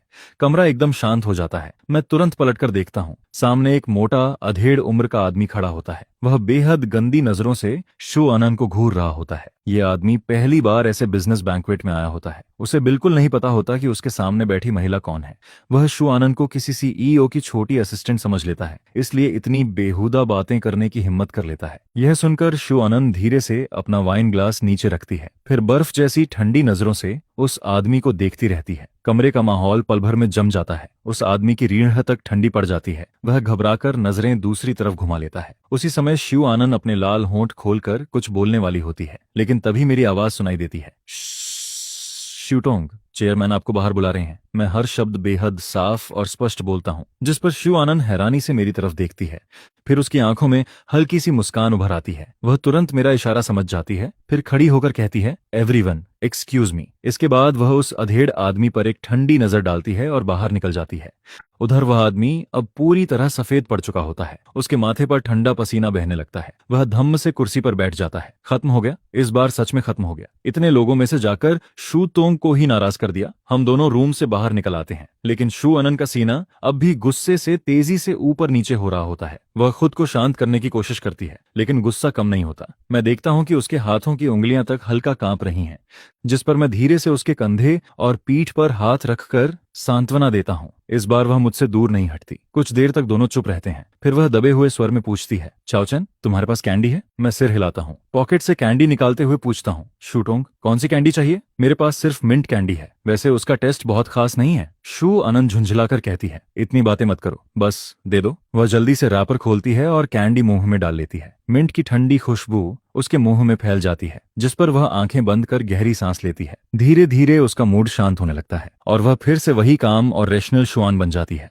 अगर यह को-ऑपरेशन शेन एंड कंपनी के लिए इतना महत्वपूर्ण न होता, और अगर वह पार्टनर्स के सामने अच्छा इंप्रेशन छोड़ना नहीं चाहती होती, अगर नहीं होता तो मैं अब तक उस आदमी को इस पूरी इंडस्ट्री से गायब करवा चुकी होती। जिस पर तभी एक जानी पहचानी, गहरी और शांत मेल वॉइस सुनाई देती है, आनंद, तुम यहाँ कैसे? एक आदमी चलते हुए हुआ आनंद के सामने आ जाता है, जिस पर हुआ आनंद उसकी तरफ देखकर जवाब देती है, क्लाइंट्स के साथ डिनर पार्टी थी और तुम अकेली आई हो? जिसके जवाब में वह कहता है, मैं फोस्टर मदर के साथ डिनर करने आया हूँ। फिर वह आगे कहता है, आनंद, क्या तुम चलकर उनसे हेलो नहीं बोलोगी? जिस पर हुआ अन हाथ हिलाकर मना कर देती है। नहीं, मैं नहीं जाऊंगी, बेवजह सबका मूड खराब हो जाएगा। यह कहकर वह उसके पास से निकलकर आगे बढ़ने लगती है, लेकिन तभी वह आदमी उसे फिर से रोक लेता है। अनान, बहुत समय हो गया है, तुम घर वापस नहीं आई? क्या तुम्हें सच में घर की बिल्कुल याद नहीं आती? जिस पर मैं बगल में खड़ा उस आदमी को ध्यान से देखने लगता हूँ और तभी मुझे याद आता है, अरे ये वही आदमी नहीं है क्या 4 साल पहले जो हुआ अनान के साथ मॉल में वेडिंग ड्रेस ट्राई करने गया था। कोई हैरानी नहीं कि ये इतना जाना पहचाना लग रहा था। उन दोनों की बातें सुनकर मैं धीरे से एक कदम पीछे हट जाता हूँ। क्या मामला है? मैं घर जाकर क्या करूं? वह घर तो कभी मेरा था ही नहीं। जिस पर वह आदमी फिर कहता है, अनहान, 4 साल हो गए हैं। फॉस्टर मदर से गलती हुई थी, लेकिन उसकी बात पूरी होने से पहले ही हुआ आनंद ठंडे स्वर में बोल पड़ती है, थमहंग, तुम खुद को समझते क्या हो? किसने तुम्हें हक दिया कि मेरी जिंदगी में दखल दो? यह कहकर वह उसकी प्रतिक्रिया की बिल्कुल परवाह नहीं करती और सीधे आगे बढ़ जाती है। जिस पर मैं भी जल्दी से कुछ कदम पीछे हट जाता हूँ ताकि उनकी लड़ाई में कहीं मेरा नाम ना आ जाए। लेकिन मेरे दिमाग में सवाल ही सवाल घूमने लगते हैं। आखिर इन दोनों के बीच हुआ क्या था और हुआ आनंद घर क्यों नहीं जाती? ये सब कुछ काफी अजीब लग रहा था। जिस पर मैं सोचता हूँ कि यहाँ ज्यादा देर रुकना ठीक नहीं होगा। बेहतर होगा कि मैं प्राइवेट रूम में वापस जाकर उसका इंतजार करूं। लेकिन जब मैं दरवाजे पर पहुंचकर अंदर का माहौल देखता हूं तो अचानक अंदर जाने का मन ही नहीं करता। जिस पर मैं दरवाजे के पास दीवार से टिककर खड़ा हो जाता हूं और अनजाने में हादसे में हुआ अन के साथ बिताए पुराने दिनों को याद करने लगता हूं। मुझे उसके हंसते वक्त पड़ने वाले डिंपल्स याद आते हैं, उसका क्यूट तरीके से नखरे करना याद आता है, फिर ब्रेकअप वाला दिन याद आता है, उसकी लाल आंखें याद आती हैं जब वह मेरा हाथ पकड़कर मुझे रोक रही थी, और फिर मुझे आज की बॉस हुआ आनंद याद आती है। वही ठंडी, दूर और किसी को पास न आने देने वाली हुआ आनंद। उसकी हर एक शक्ल, हर एक एक्सप्रेशन आज भी मेरे दिमाग में साफ बसा हुआ है, जिसे मैं चाहकर भी कभी नहीं भूल पाता। तभी एक आवाज सुनाई देती है, यहाँ खड़े क्या कर रहे हो? अंदर जाना थोड़ा इनकन्वीनियंट है क्या? जिस पर मैं पलट कर देखता हूँ और सामने हुआ आनंद खड़ी होती है। वह एक बार रूम के अंदर देखती है, फिर मुझसे कहती है, मैं तुम्हारा कोट लेने अंदर जा रही हूँ, तुम जाकर बिल क्लियर कर दो, बाद में हम लॉबी में मिलते हैं। यह कहकर वह इमरजेंसी वर्क का बहाना बनाती है, मेरा कोट उठाती है और तुरंत वहां से निकल जाती है। इसके बाद मैं पेमेंट करके लॉबी के एक कोने में बैठकर उसका इंतजार करने लगता हूँ। तभी मेरी नजर बाहर निकलते हुए लोगों के एक ग्रुप पर पड़ती है और उनके बीच में चल रही महिला को देखते ही मैं पहचान जाता हूँ। वह हुआ आनंद की माँ थी और उसके साथ बात कर रहा आदमी वही थाम हैंग था जिसे हुआ आनंद का फियांस कहा जाता था। खुशकिस्मती से मैं जिस जगह बैठा था वहां से मुझे सब साफ दिखाई दे रहा था, वरना शायद मैं उन्हें नोटिस भी नहीं कर पाता। उधर हुआ अनन मेरा कोट लेकर बाहर निकलती है, लेकिन बाहर आते ही उसकी माँ से आमना सामना हो जाता है, जिस पर उसकी माँ तुरंत आवाज लगाती है, आनंद। हुआ आनंद के कदम वहीं रुक जाते हैं। फिर उसकी माँ गुस्से से कहती है, तुम्हें अभी भी याद है कि मैं तुम्हारी माँ अपने माँ हूँ?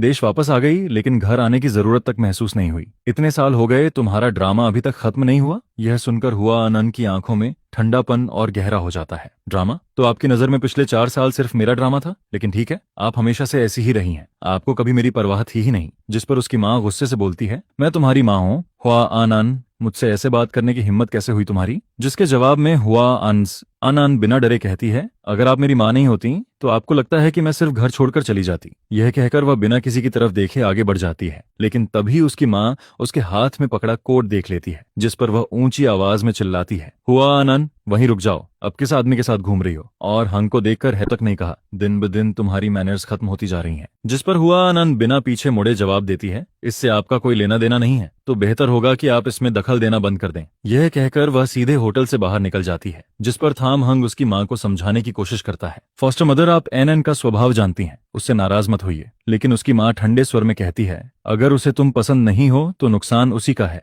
आखिर तुम हुआ परिवार के होने वाले दामाद हो। उन लोगों के पूरी तरह चले जाने के बाद ही मैं अपने कोने से बाहर निकलता हूँ, लेकिन अभी भी उनके बीच हुई बातें मेरे दिमाग में घूम रही थीं। आखिर हुआ आनंद ऐसा व्यवहार क्यों कर रही है? क्या वह फैमिली द्वारा तय की गई शादी से खुश नहीं थी? लेकिन अगर खुश नहीं थी तो उसने शादी की ही क्यों? उसकी माँ ने अभी साफ कहा था कि थाम हंग हुआ परिवार का दामाद है। जिस पर मैं जितना सोचता हूँ उतना ही ज्यादा कंफ्यूज्ड होता जाता हूँ। तभी अचानक मेरा फोन बज उठता है। मैं स्क्रीन की तरफ देखता हूँ और वहाँ एक जाना पहचाना नंबर दिखाई देता है, जिस पर मैं तुरंत कॉल रिसीव कर लेता हूँ। अब क्या कर रहे हो? तुम कहाँ हो? जिसके जवाब में मैं कहता हूँ, मैं अभी आता हूँ। उधर पार्किंग लॉट में हुआ अन अपनी कार के सहारे खड़ी होती है, एक हाथ में मेरा कोट पकड़े हुए और सिर झुकाए किसी गहरी सोच में डूबी हुई दिखाई देती है। तभी उसे मेरे कदमों की आहट सुनाई देती है, जिस पर वह सिर उठाकर पूछती है, कहाँ चले गए थे? मैंने कहा था लॉबी में वेट करना, जिस पर मैं तुरंत बहाना बना देता हूँ। अभी एक फोन कॉल आ गई थी। वह बस हल्का सा सिर हिलाती है, फिर कार में बैठ जाती है। लेकिन जब वह देखती है कि मैं अभी भी बाहर खड़ा हूं तो अजीब नजरों से मुझे देखती है। कार में बैठोगे नहीं या फिर जॉब नहीं करनी?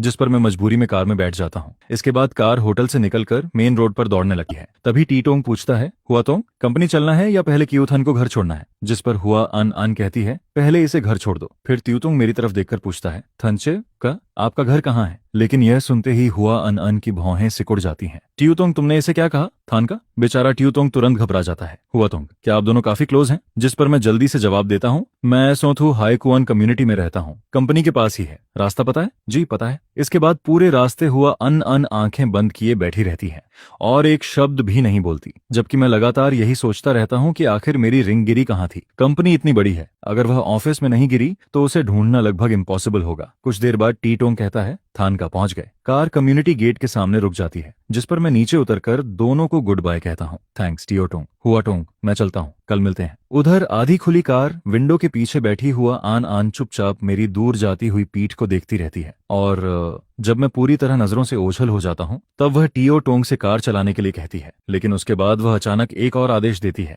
जाकर पता करो इस कम्युनिटी की बिल्डिंग 16 फ्लोर 8 में कोई अपार्टमेंट खाली है या नहीं। रेंट पर मिले या खरीदना पड़े कोई फर्क नहीं पड़ता, आधे महीने के अंदर यह काम पूरा होना चाहिए। जिस पर टियो टोंग हैरानी से पूछता है, हुआ टोंग, आप यहाँ रहने वाली हैं? क्यों, कोई प्रॉब्लम है? नहीं, बिल्कुल नहीं, बस एक बात समझ नहीं आई, जरूरी फ्लोर 8 और बिल्डिंग 16 ही क्यों है? दूसरी जगह नहीं चल सकती? यह सुनकर हुआ अन अन उसे घूरती है। देश वापस आने के बाद तुम बहुत बोलने लगे हो, जो कहा है वही करो। जी समझ गया। उधर रात में खाली और शांत विला के अंदर हुआ अनंत सोफा पर बैठी होती है। उसके हाथ में वही रिंग होती है जिसे वह उंगलियों के बीच घुमाते हुए देख रही होती है। बस एक सस्ती सी रिंग है, इतना गरीब गिफ्ट भी कोई देता है क्या? ज्यादा देर देखो तो गंदी तक लगने लगती है। यह कहते हुए वह रिंग को सीधे डस्टबिन में फेंक देती है, लेकिन अगले ही पल उसके चेहरे पर एक अजीब सा एक्सप्रेशन आ जाता है। अगर थान देख ले कि उसकी रिंग डस्टबिन में पड़ी है तो शायद वह मुझसे लड़ पड़े। इसके बाद वह ऊपर जाकर नहाती है, फिर नीचे लौटकर एक गिलास पानी भरती है और काफी देर तक डस्टबिन को घूरती रहती है। आखिरकार वह धीरे से झुकती है और डस्टबिन के अंदर से वही रिंग दोबारा उठाकर अपनी हथेली में रख लेती है। और जैसे ही मैं घर के अंदर कदम रखता हूँ,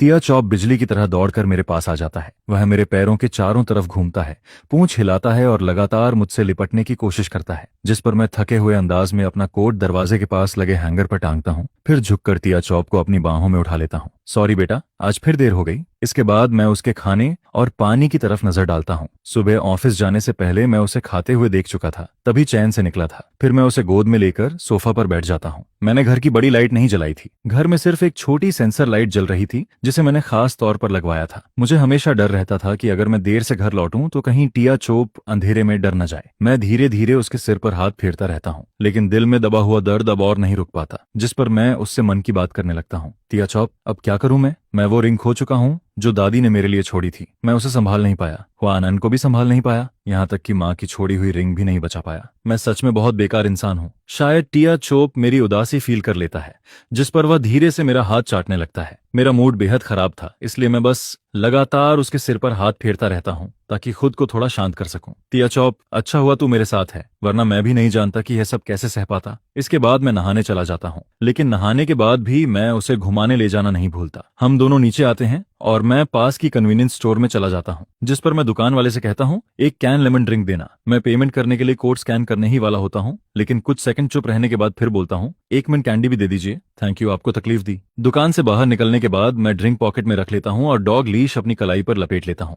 लेकिन तभी मुझे पुराने दिन याद आने लगते हैं। जब भी हुआ आनंद मुझे ये ड्रिंक पीते देखती थी, वह हमेशा क्यूरियस हो जाती थी और हर बार लड़ाई के बाद वह भौहें सिकोड़ कर एक घूंट पीती थी, फिर तुरंत मुंह बनाकर कहती थी, इतना खराब टेस्ट है इसका। जिस पर मैं उसकी शक्ल देखकर हंसी रोक नहीं पाता था। कई बार तो उसे किस करने का मन तक कर जाता था और तब वह शर्माते हुए कहती थी, क्योथान, तुम सच में बहुत बदमाश हो। यह सोचकर मैं लंबी सांस छोड़ता हूँ और खुद को यादों से बाहर निकालता हूँ। अफसोस, अब यह सब सिर्फ यादें बनकर रह गई थीं। अब कुछ भी पहले जैसा नहीं हो सकता था। घर लौटने के बाद मैं टिया चोप की लीश खोल देता हूँ, फिर फर्श पर पैर मोड़कर बैठ जाता हूँ और टीवी ऑन कर देता हूँ। टीवी पर मेरा फेवरेट शो चल रहा था, लेकिन आज मेरा ध्यान बिल्कुल भी वहां नहीं था। जिस पर मैं टिया चॉप का सिर सहलाते हुए धीरे से कहता हूँ, टिया चॉप, आगे चलकर मैं तेरे लिए एक नई माँ ढूंढ दूं क्या? यह सुनकर वह 2 बार भौंकता है, जिस पर मैं हंस पड़ता हूँ। क्या हुआ, तुझे भी पसंद नहीं है? ठीक है, मुझे भी कोई दूसरा पसंद नहीं आएगा। हम दोनों ऐसे ही एक दूसरे का सहारा बनकर जी लेंगे। आज सैटरडे था, इसलिए मुझे ऑफिस नहीं जाना था। सुबह सुबह उठकर मैंने पूरा घर साफ किया। इसके बाद ग्रुप चैट में लोकेशन भेजी और ये तुआन हाओ लोगों को को हॉटपॉट खाने के लिए बुला लिया। सोचा हाउस वार्मिंग पार्टी भी हो जाएगी और घर में थोड़ी रौनक भी आ जाएगी। मैं बाहर निकलते हुए टिया चोप से कहता हूँ, अच्छे बच्चे की तरह घर पर रहना, पापा तेरे लिए स्वादिष्ट खाना खरीद कर लाते हैं। हमारे रेजिडेंशियल एरिया के पास मार्केट भी था और शॉपिंग मॉल भी, जिस पर मैं रास्ते भर बड़बड़ाता हुआ चलता रहता हूँ। हुआ आनंद सच में पागल हो गई है। फालतू में मेरी कार से टकराने की क्या जरूरत थी। अब देखो हर जगह पैदल जाना पड़ रहा है, कितनी परेशानी है। लगता है नई कार खरीदनी ही पड़ेगी।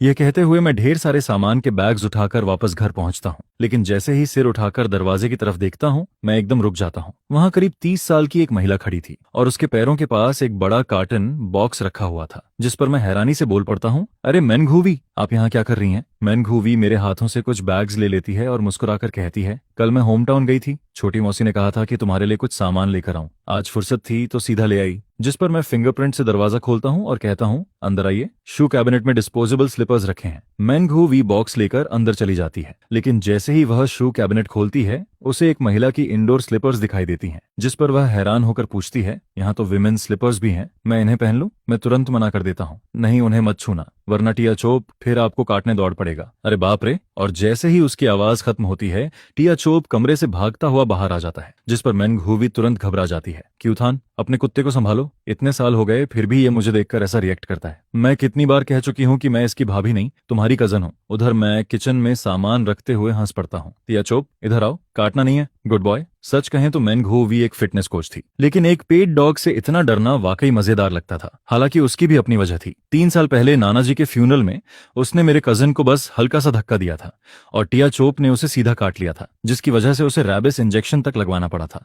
जिस पर मैन घूवी फिर शिकायत करती है, ये बेवकूफ कुत्ता आखिर कब समझेगा कि मैं सिर्फ तुम्हारी कजन हूँ, गर्लफ्रेंड नहीं। फिर वह अचानक पूछती है, वैसे छोटी मौसी ने तुम्हें ब्लाइंड डेट पर जाने को कहा था, तुम्हारा क्या प्लान है? जरूरत पड़ी तो मैं भी साथ चलूंगी। जिस पर मैं हंसते हुए कहता हूँ, आप सच में बहुत फ्री रहती हैं। कई बार तो मुझे लगता है कि पिछले जन्म में मैंने आपका कोई कर्ज लिया होगा। वह तुरंत जवाब देती है, तुमने मेरी रेपुटेशन खराब कर रखी है, अब मेरे कोई मेल फ्रेंड्स भी नहीं बचे, सबको लगता है कि मैं उन्हें फंसा लूंगी। जिस पर मैं मुस्कुराकर कहता हूँ, लेकिन आपको तो ये सब एंजॉय करना अच्छा लगता है। तभी डोरबेल बजती है। मैन घूवी जाकर दरवाजा खोलती है। बाहर ये तुआन हाओ खड़ा था, उसके हाथों में खाने के 2 बड़े बैग्स थे। वह हंसते हुए कहता है, हाय ची हुवी, आप भी यहाँ हैं? इसके बाद वह जूते उतारकर अंदर घुसता है और बैग्स नीचे रखकर सीधे टिया चॉप के पास भाग जाता है। टिया चॉप, मैं आ गया, मुझे याद किया था या नहीं? यह देखकर मैं हंसते हुए कहता हूँ, तू भी ना, खाली हाथ आता तो भी चलता, इतना सारा सामान क्यों लाया? जिस पर वह जवाब देता है, अरे खाने पर बुलाओ और मैं खाली हाथ आ जाऊं, ऐसा कैसे हो सकता है? मैं उसे घूर कर पूछता हूँ, वैसे फोंगचिन कहाँ है? अभी तक आया क्यों नहीं? बस पहुंचने ही वाला होगा, ये तुआन हाओ जवाब देता है। फिर उसकी नजर मैन घूवी पर पड़ती है, जो उसके जूते कैबिनेट में रख रही थी। जिस पर वह थोड़ा शर्माते हुए कहता है, ची हुवी, आपको तकलीफ हुई?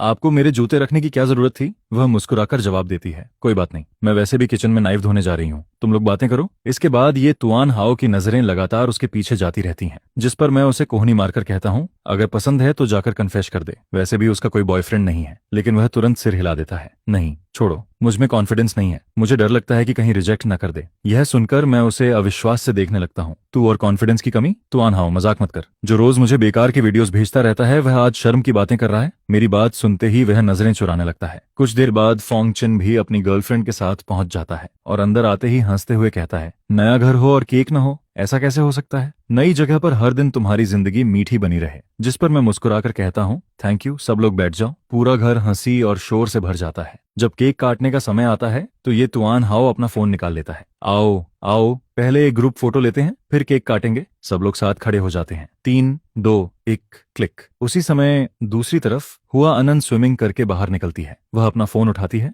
और तभी उसे हाकियो की भेजी हुई वीचैट स्क्रीनशॉट दिखाई देती है, जिसे देखते ही उसके चेहरे का एक्सप्रेशन धीरे धीरे बदलने लगता है। मैंने कहा, धत्त तेरे की, जिस डॉग थीफ की बात तुम कर रही हो, कहीं वो तुम्हारा वही मेल गॉड तो नहीं है? जिस पर दूसरी तरफ से जवाब आता है, ये फोटो तो सच में काफी अच्छी आई है, अब तो तुम्हारा काम तमाम है। तुम्हारे मेल गॉड ने तुम्हारे डॉग के लिए नई मॉम भी ढूंढ ली है। यह सुनकर शू आनान तुरंत अपनी सीट से उठती है और मेरे वीचैट मोमेंट्स को खोलकर देखने लगती है, लेकिन उसे वहां कोई पोस्ट दिखाई नहीं देती। जिस पर वह मेरे बाकी दोनों सेक्रेटरीज के मोमेंट्स भी चेक करती है और फिर उसे वही फोटो दिखाई देती है जो श्रेया क्यों ने उसे भेजी थी।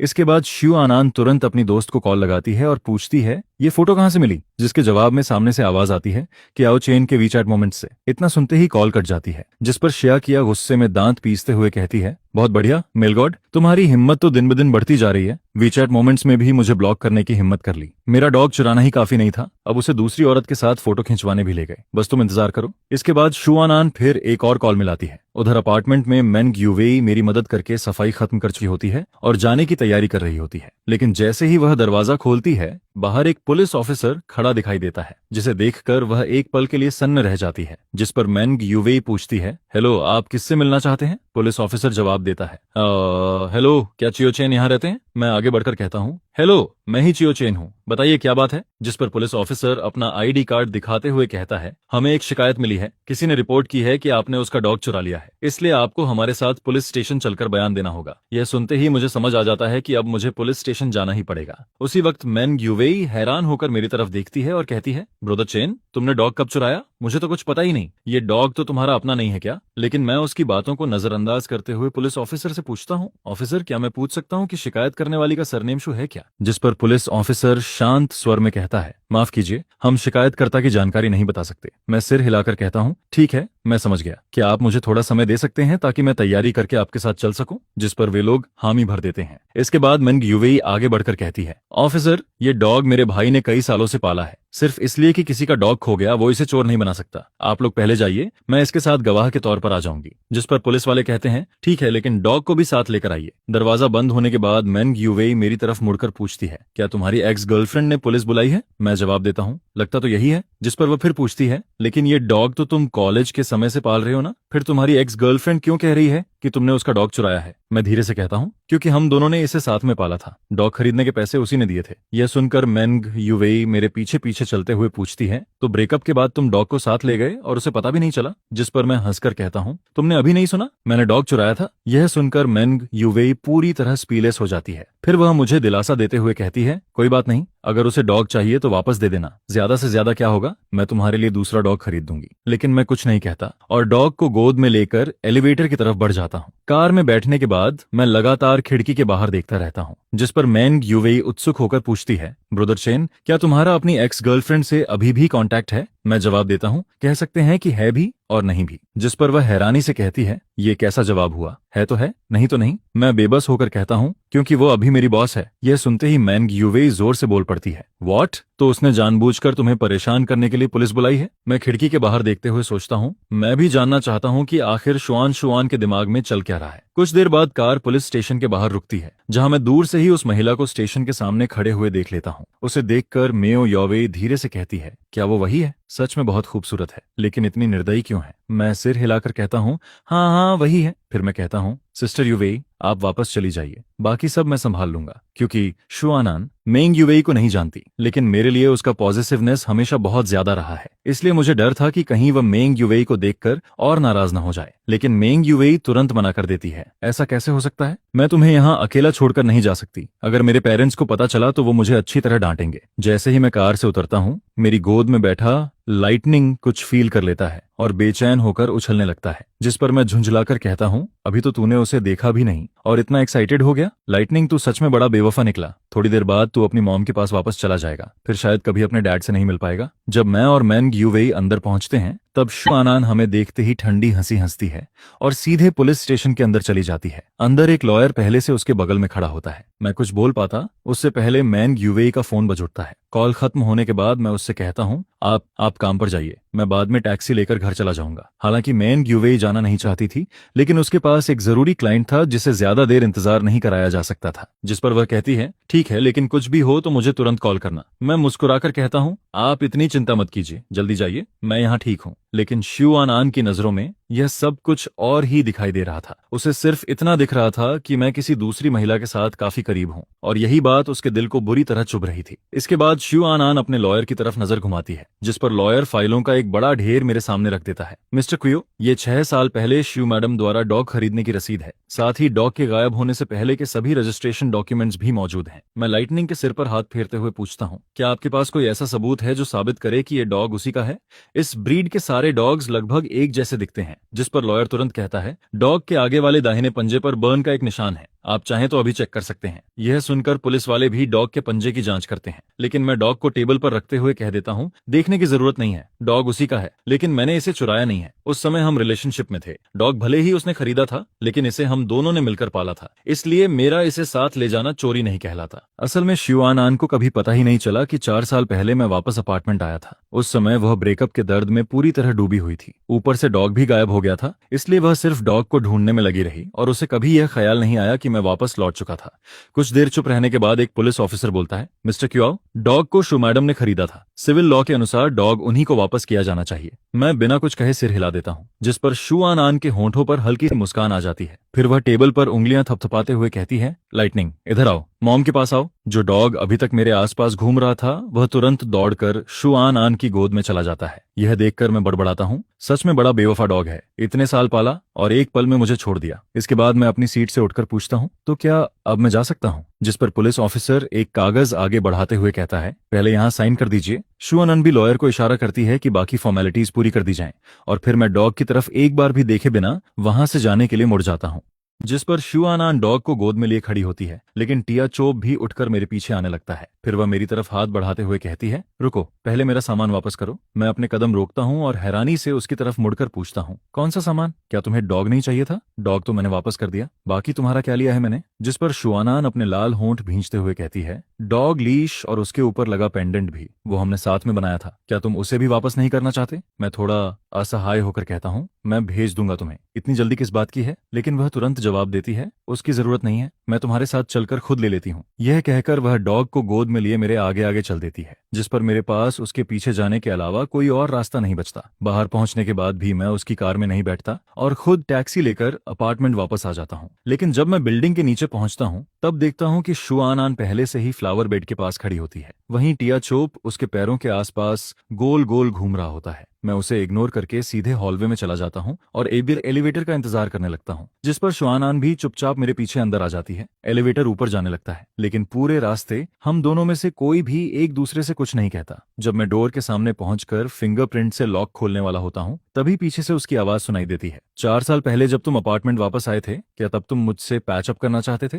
यह सुनकर मैं कुछ पल के लिए चुप रह जाता हूँ, फिर शांत आवाज में कहता हूँ, तुम ज्यादा सोच रही हो, मैं तो बस वहां से गुजर रहा था। लेकिन यह सुनते ही शुआन आन धीरे धीरे मेरी तरफ बढ़ने लगती है, जिस पर मैं पीछे हटता जाता हूँ जब तक कि मेरी पीठ डोर से नहीं टकरा जाती। वह सीधे मेरी आंखों में देखते हुए कहती है, सिर्फ गुजर रहे थे? चाओचन, तुम्हारा मुंह आज भी पहले जैसा ही सख्त है। गुजर रहे थे? फिर एलिवेटर में ऊपर क्यों आए? गुजर रहे थे? फिर टिया चॉप को साथ क्यों ले गए? जब तुम डॉग को लेकर गए थे, तब क्या एक बार भी सोचा था कि मैं दुखी हो जाऊंगी, कि मेरा दिल टूट जाएगा? जिस पर मैं जानबूझकर शांत आवाज में कहता हूँ, लेकिन अब तो डॉग तुम्हें वापस मिल गया है। मेरे इस शांत जवाब को सुनकर शुआन आन का चेहरा गुस्से से लाल हो जाता है और फिर बिना कुछ सोचे वह अचानक पंजों के बल खड़ी होकर मुझे किस कर देती है। उसके गर्म होंठ जैसे ही मेरे होंठों को छूते हैं, मैं उसे तुरंत दूर धकेल देना चाहता हूँ, लेकिन न जाने क्यों मेरे हाथ रुक जाते हैं। दिल में उठती उलझी हुई भावनाओं के बीच मेरा हाथ अनजाने में उसकी कमर पकड़ लेता है और अगले ही पल मैं पैसिव रहने के बजाय किसका जवाब देने लगता हूँ। मेरे मन में सिर्फ एक ही बात घूमती है, शुआन आन, क्या तुम्हें लगता है कि सिर्फ तुम ही दुखी थी? अगर आज तुम खुद मेरे पास चली आई हो तो फिर मैं भी पीछे नहीं हटूंगा। कुछ देर बाद शुआन आन अचानक मेरे होंठ काट लेती है, जिस पर वह शर्म और गुस्से में कहती है, तुमने मुझे जबरदस्ती किस किया? यह सुनकर मैं हंस पड़ता हूँ। यंग मिस,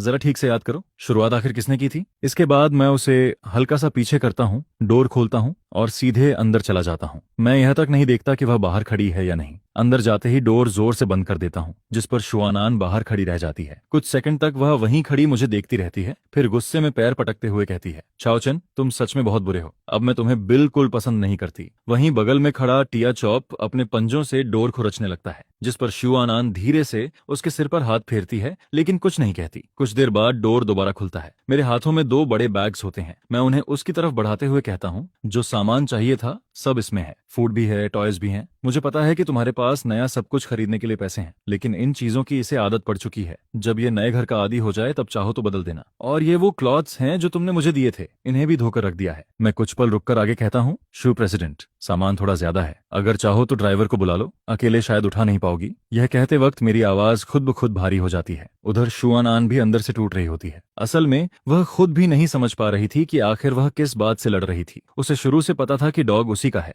लेकिन जब उसने मुझे किसी दूसरे दूसरी महिला के साथ इतना करीब देखा तब उसके दिल में जलन और बेचैनी भर गई थी। इसलिए उसने यह सब सिर्फ मेरा अटेंशन पाने के लिए किया था। लेकिन अब उसे लगने लगता है कि शायद उसने गलती कर दी। मैं उसकी तरफ देखते हुए कहता हूँ, सामान मिल गया ना, अब तुम जा सकती हो और आगे से मेरे घर मत आना। ये सुनकर जैसे ही मैं डोर बंद करने लगता हूँ, शुआनन अपना हाथ बीच में लगा देती है। उसकी आंखें लाल हो चुकी होती हैं। वह कांपती आवाज में पूछती है, छाओचन, क्या तुम्हें मेरे साथ इतना हिसाब बराबर करना जरूरी है? मैं ठंडी आवाज में जवाब देता हूँ, शुरुआत तुमने की थी। शुआनन, हमारी जो भी चीजें थीं सब मैंने लौटा दी हैं। अब मैं तुमसे रिक्वेस्ट करता हूँ कि तुरंत मेरे घर से चली जाओ। ये सुनकर उसकी आंखों से आंसू निकल आते हैं। छाओचन, मेरा वो मतलब नहीं था। पहले मेरी बात सुन लो। टिया चौप भी मैं वापस नहीं लेना चाहती। उसे तुम रख लो, ठीक है? लेकिन मैं बिना भाव बदले कहता हूँ, शुआनान, मेरे घर से दूर रहो। मैं तुम्हें अब और नहीं देखना चाहता। यह सुनते ही शू आन आन पूरी तरह टूट जाती है। वह सीधे डोर लॉक के पास जाती है और पुराना पासवर्ड डालने लगती है। एक पासवर्ड गलत, फिर दूसरा पासवर्ड गलत, फिर तीसरा भी गलत, लेकिन हर बार केवल एरर ही आता है, जिस पर उसका आखिरी सहारा भी टूट जाता है। वह नीचे बैठ जाती है, टिया चोप को सीने से लगाती है और रोने लगती है। इतने दिनों से जमा सारे गिले शिकवे और दर्द उसके आंसुओं के साथ बाहर निकलने लगते हैं। काफी देर बाद जब वह थोड़ा शांत होती है, तब लोगों को बुलाकर सामान उठवाती है और जाने लगती है। उधर मैं विंडो के पास खड़ा नीचे देख रहा होता हूँ। जब मैं उसे डॉग और सामान के साथ जाते हुए देख लेता हूँ, तभी वापस लिविंग रूम में लौटता हूँ। लेकिन उसी समय शू आन आन अचानक रुक जाती है। वह 8वीं मंजिल की विंडो की तरफ बहुत देर तक देखती रहती है। उधर मैं लिविंग रूम में डोर खोलता हूँ, देखता हूँ कि एक बैग अभी भी बाहर रखा होता है। मैं उसे अंदर उठाकर ले आता हूँ और डोर बंद कर देता हूँ। फिर थक कर सोफा पर बैठ जाता हूँ। कॉफी टेबल के नीचे वाले ड्रॉअर से एक लॉलीपॉप निकालता हूँ और मुंह में रख लेता हूँ, जिस पर उसकी मिठास धीरे धीरे पूरे मुंह में फैलने लगती है। उधर कार में बैठी शुआनन टिया चोप को गोद में लिए होती है। इतने दिनों बाद अपनी मॉम से मिलकर टिया चोप बहुत एक्साइटेड होता है। उसे बिल्कुल एहसास नहीं होता कि वह अपने डैड को खो चुका है, जिस पर शुआनन उसकी तरफ देखकर बड़बड़ाती है, इतना खुश क्यों हो रहा है? तुम्हारे डैड नाराज हो गए हैं? ये सब तुम्हारी वजह से हुआ है, फिर भी तुम इतने खुश हो? अगर टिया चोप बोल सकता तो शायद कहता, मैं तो बस एक हैंडसम और शांत डॉग हूँ, इसमें मेरी क्या गलती है? इसके बाद शुआनन फोन निकालकर क्वियो चेन को मैसेज भेजती है, ब्रोदर चेन, मुझसे गलती हो गई, प्लीज नाराज मत हो, मैं अभी टिया चोप को तुम्हारे डोर के बाहर छोड़कर चली जाऊंगी। लेकिन मैसेज भेजते ही स्क्रीन पर लाल रंग का एक्सक्लेमेशन मार्क दिखाई देता है, जिस पर शुआन आन पूरी तरह सन्न रह जाती है और अगले ही पल और ज्यादा गुस्सा हो जाती है। ठीक है, मैं उसकी एक्स गर्लफ्रेंड हूँ, लेकिन मैं उसकी बॉस भी तो हूँ। छाओचन, तुम्हारी हिम्मत तो आसमान छू रही है, तुमने अपनी बॉस को भी ब्लॉक कर दिया। गुस्से में वह टिया चॉप के गाल खींच देती है। फिर वह ऊपर पिन किए हुए वी चैट अकाउंट को खोलती है, जिसका निकनेम बेबी रखा हुआ होता है। Brother chain, I am sorry. लेकिन जैसे ही मैसेज भेजती है, वहां भी लाल एक्सक्लेमेशन मार्क दिखाई देता है,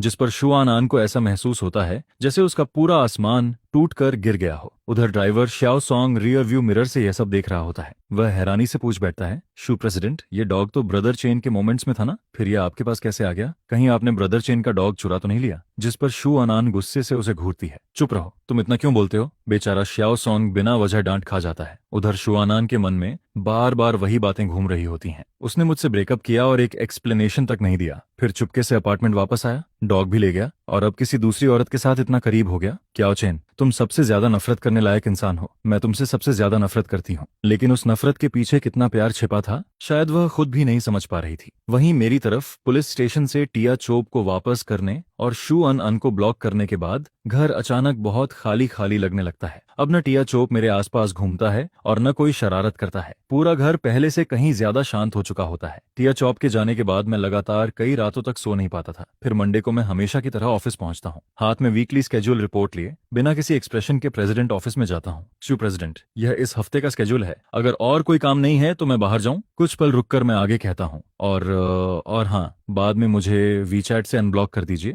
वर्क रिलेटेड बातों के लिए ग्रुप चैट ही काफी है, पर्सनल कांटेक्ट की कोई जरूरत नहीं है। जैसे ही मैं मुड़कर जाने लगता हूँ, पीछे से शुआनन की आवाज सुनाई देती है। टिया चॉप को हमने 4 साल तक साथ में पाला था, क्या तुम सच में उसे इतनी आसानी से छोड़ सकते हो? जिस पर मैं अपने कदम नहीं रोकता, लेकिन दिल में एक अजीब सी कसक उठती है। डॉग भले उसी ने खरीदा था, लेकिन पिछले 4 सालों से उसे खाना खिलाने वाला, उसका साथ निभाने वाला और उसकी देखभाल करने वाला मैं ही था। और 4 साल पहले जब मुझे मजबूर होकर उससे ब्रेकअप करना पड़ा था, उस दर्द की सच्चाई मैं आज तक उसे नहीं बता पाया था। अब उसने जबरदस्ती डॉग वापस ले लिया, वह भी ठीक था, लेकिन अब वही मुझसे पूछ रही थी कि क्या मैं उसे छोड़ सकता हूँ। यह सवाल सीधे मेरे दिल में चुभ गया। मैं बिना कुछ बोले ऑफिस से बाहर निकल जाता हूँ, जिस पर मैन ग्यूवेई मुझे देखते ही हाथ हिलाती है। डॉग चला गया ना, चलो मैं तुम्हें बाहर घुमाने ले चलती हूँ। लेकिन मैं सिर हिलाकर मना कर देता हूँ, नहीं मुझे घर छोड़ दो, और रास्ते में मेरे लिए एक ब्लैक क्रो खरीदने का ऑर्डर भी कर देना। इसी दौरान मेरी नजर सड़क के दूसरी तरफ खड़ी शुआनान पर पड़ती है। वह कार के अंदर बैठी होती है और लगातार हमारी तरफ देख रही होती है। समय ऐसे ही गुजरता है और देखते देखते फ्राइडे आ जाता है। उस दिन शुआनान मुझे फिर अपने ऑफिस में बुलाती है। हेडक्वार्टर्स में कुछ जरूरी काम है, मुझे एक हफ्ते के लिए वहां जाना होगा। ये मेरे घर का एड्रेस है। हर दिन ऑफिस के बाद जाकर टिया चोप को वॉक करवा देना। मेरे होंठ मना करना चाहते थे, लेकिन दिल के अंदर मैं टिया चोप को बहुत मिस कर रहा था। इन दिनों लगभग हर रात मुझे एक ही सपना आता था, 4 साल पहले का वही ब्रेकअप। उस दिन जब मैंने बेरहमी से शुआनान से कहा था कि मैं उससे प्यार नहीं करता, लेकिन सच्चाई कुछ और थी। मुझे शू मैडम और शेन हैंग ने मजबूर किया था। उन्होंने भी मेरे माता पिता का छोड़ा हुआ घर अपने कब्जे में ले लिया था। साथ ही शुआनान के फ्यूचर को भी थ्रेट की तरह इस्तेमाल किया था और मुझे मजबूर कर दिया था कि मैं खुद उससे दूर हो जाऊं। मेरे पास कोई दूसरा रास्ता नहीं था, मुझे मजबूरी में उनकी बात माननी पड़ी थी। इसी सोच में डूबा मैं अचानक वर्तमान में लौट आता हूँ। फिर गला साफ करके प्रोफेशनल टोन में कहता हूँ, जी एक्सयू प्रेसिडेंट, मैं अभी फ्लाइट टिकट बुक कर देता हूँ। उसके बाद मैं टिकट बुक करता हूँ और कंफर्म करता हूँ कि XUNN की फ्लाइट उड़ चुकी है। फिर मैं तुरंत टैक्सी लेकर विला एरिया की तरफ निकल जाता हूँ। जैसे ही बटलर वांग दरवाजा खोलता है, टिया चॉप बिजली की तरह मेरी तरफ दौड़ता है और मेरे पैरों के आसपास घूमने लगता है। यह देखकर बटलर वांग मुस्कुराता है। टिया चॉप को वापस लाने के बाद से यह कई दिनों तक उदास रहा है। आज पहली बार इसे इतना खुश देखा है, जिस पर मैं भी उसके सिर पर हाथ फेर देता हूँ। लगातार 5 दिनों तक मैं रोज समय पर विला आता हूँ और उसके साथ खेलता हूँ, और हर बार डिनर का टाइम भी हो जाता था, जिस पर बटरवांग मुझे रोक लेता था। इसलिए मैं अक्सर डिनर करके ही वापस घर लौटता था। फिर फ्राइडे नाइट को शुआनान अचानक वापस आ जाती है। मैं कुछ स्नैक्स लेकर विला पहुंचता हूँ। सोचता हूँ जल्दी से काम खत्म करके लौट जाऊंगा, लेकिन अंदर घुसते ही देखता हूँ कि शेन हैंग लिविंग रूम में बैठा होता है। उसका अंदाज ऐसा था जैसे वह इस घर का मालिक हो। मुझे देखते ही वह मुस्कुराकर कहता है, मिस्टर क्यो, आइए बैठकर थोड़ी बात करते हैं। आनन इन 4 सालों में,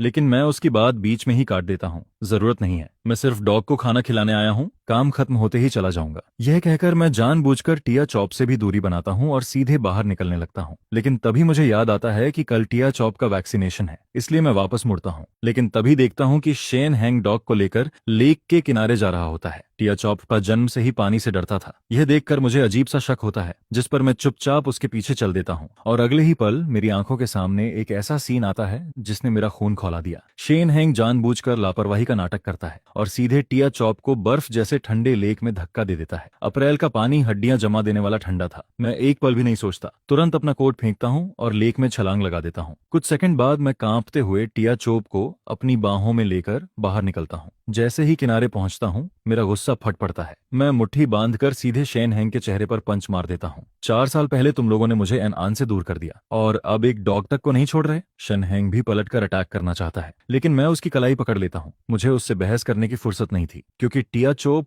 बुरी तरह डर चुका था। मैं तुरंत उसे वेटेरिनरी हॉस्पिटल लेकर जाता हूँ। उसके सारे टेस्ट्स और ट्रीटमेंट करवाने के बाद ही चैन की सांस लेता हूँ। जब सब कुछ ठीक हो जाता है, तब मैं पूरी तरह भीगा हुआ अकेला घर लौटता हूँ।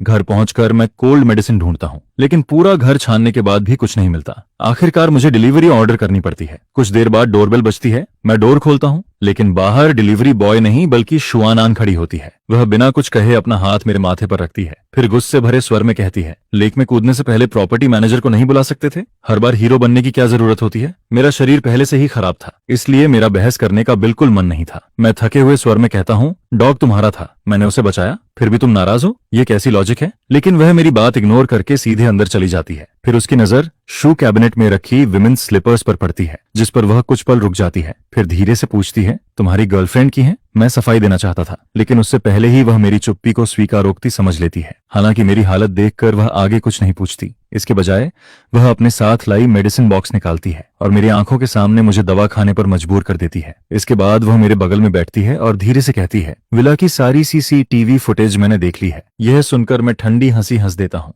और जानबूझकर उसके दिल पर वार करता हूँ। तो शिव प्रेसिडेंट यहाँ अपने फियंस का हिसाब चुकाने आई हैं? यह सुनते ही वह तुरंत जवाब देती है, वह एंगेजमेंट सिर्फ मेरी मदर की बनाई हुई थी। मैंने कभी शेन हैंग से शादी करने के लिए हामी नहीं भरी। फिर वह मेरी आंखों में देखते हुए कहती है, और 4 साल पहले तुम्हें मुझसे दूर जाने के लिए मजबूर किया गया था। उसकी पूरी सच्चाई भी मैंने पता लगा ली है। यह सुनकर मैं पूरी तरह सन्न रह जाता हूँ।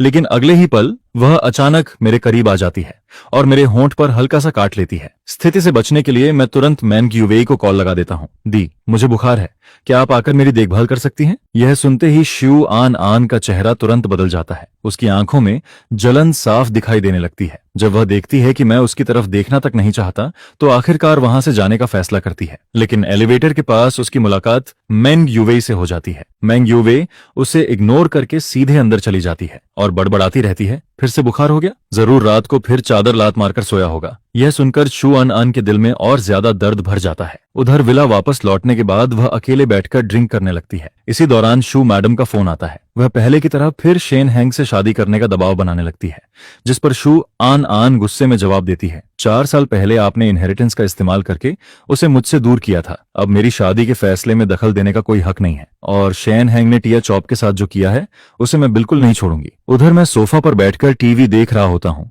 लेकिन अब सच्चाई पूरी तरह सामने आ चुकी थी। हमारे बीच सिर्फ गलतफहमियां नहीं थीं, बीच में श्यू फैमिली की ताकत, एक कंट्रोल फ्रीक एल्डर और शेन हैंग जैसा खतरनाक इंसान भी खड़ा था। वहीं टिया चोप अभी भी वेटनरी हॉस्पिटल में ऑब्जर्वेशन पर था। अब सवाल सिर्फ एक था, मैं और श्यू अनान आखिर आगे क्या करेंगे? एक दूसरे की तरफ फिर से कदम बढ़ाएंगे या फिर पहले की तरह एक दूसरे से दूर भागते रहेंगे?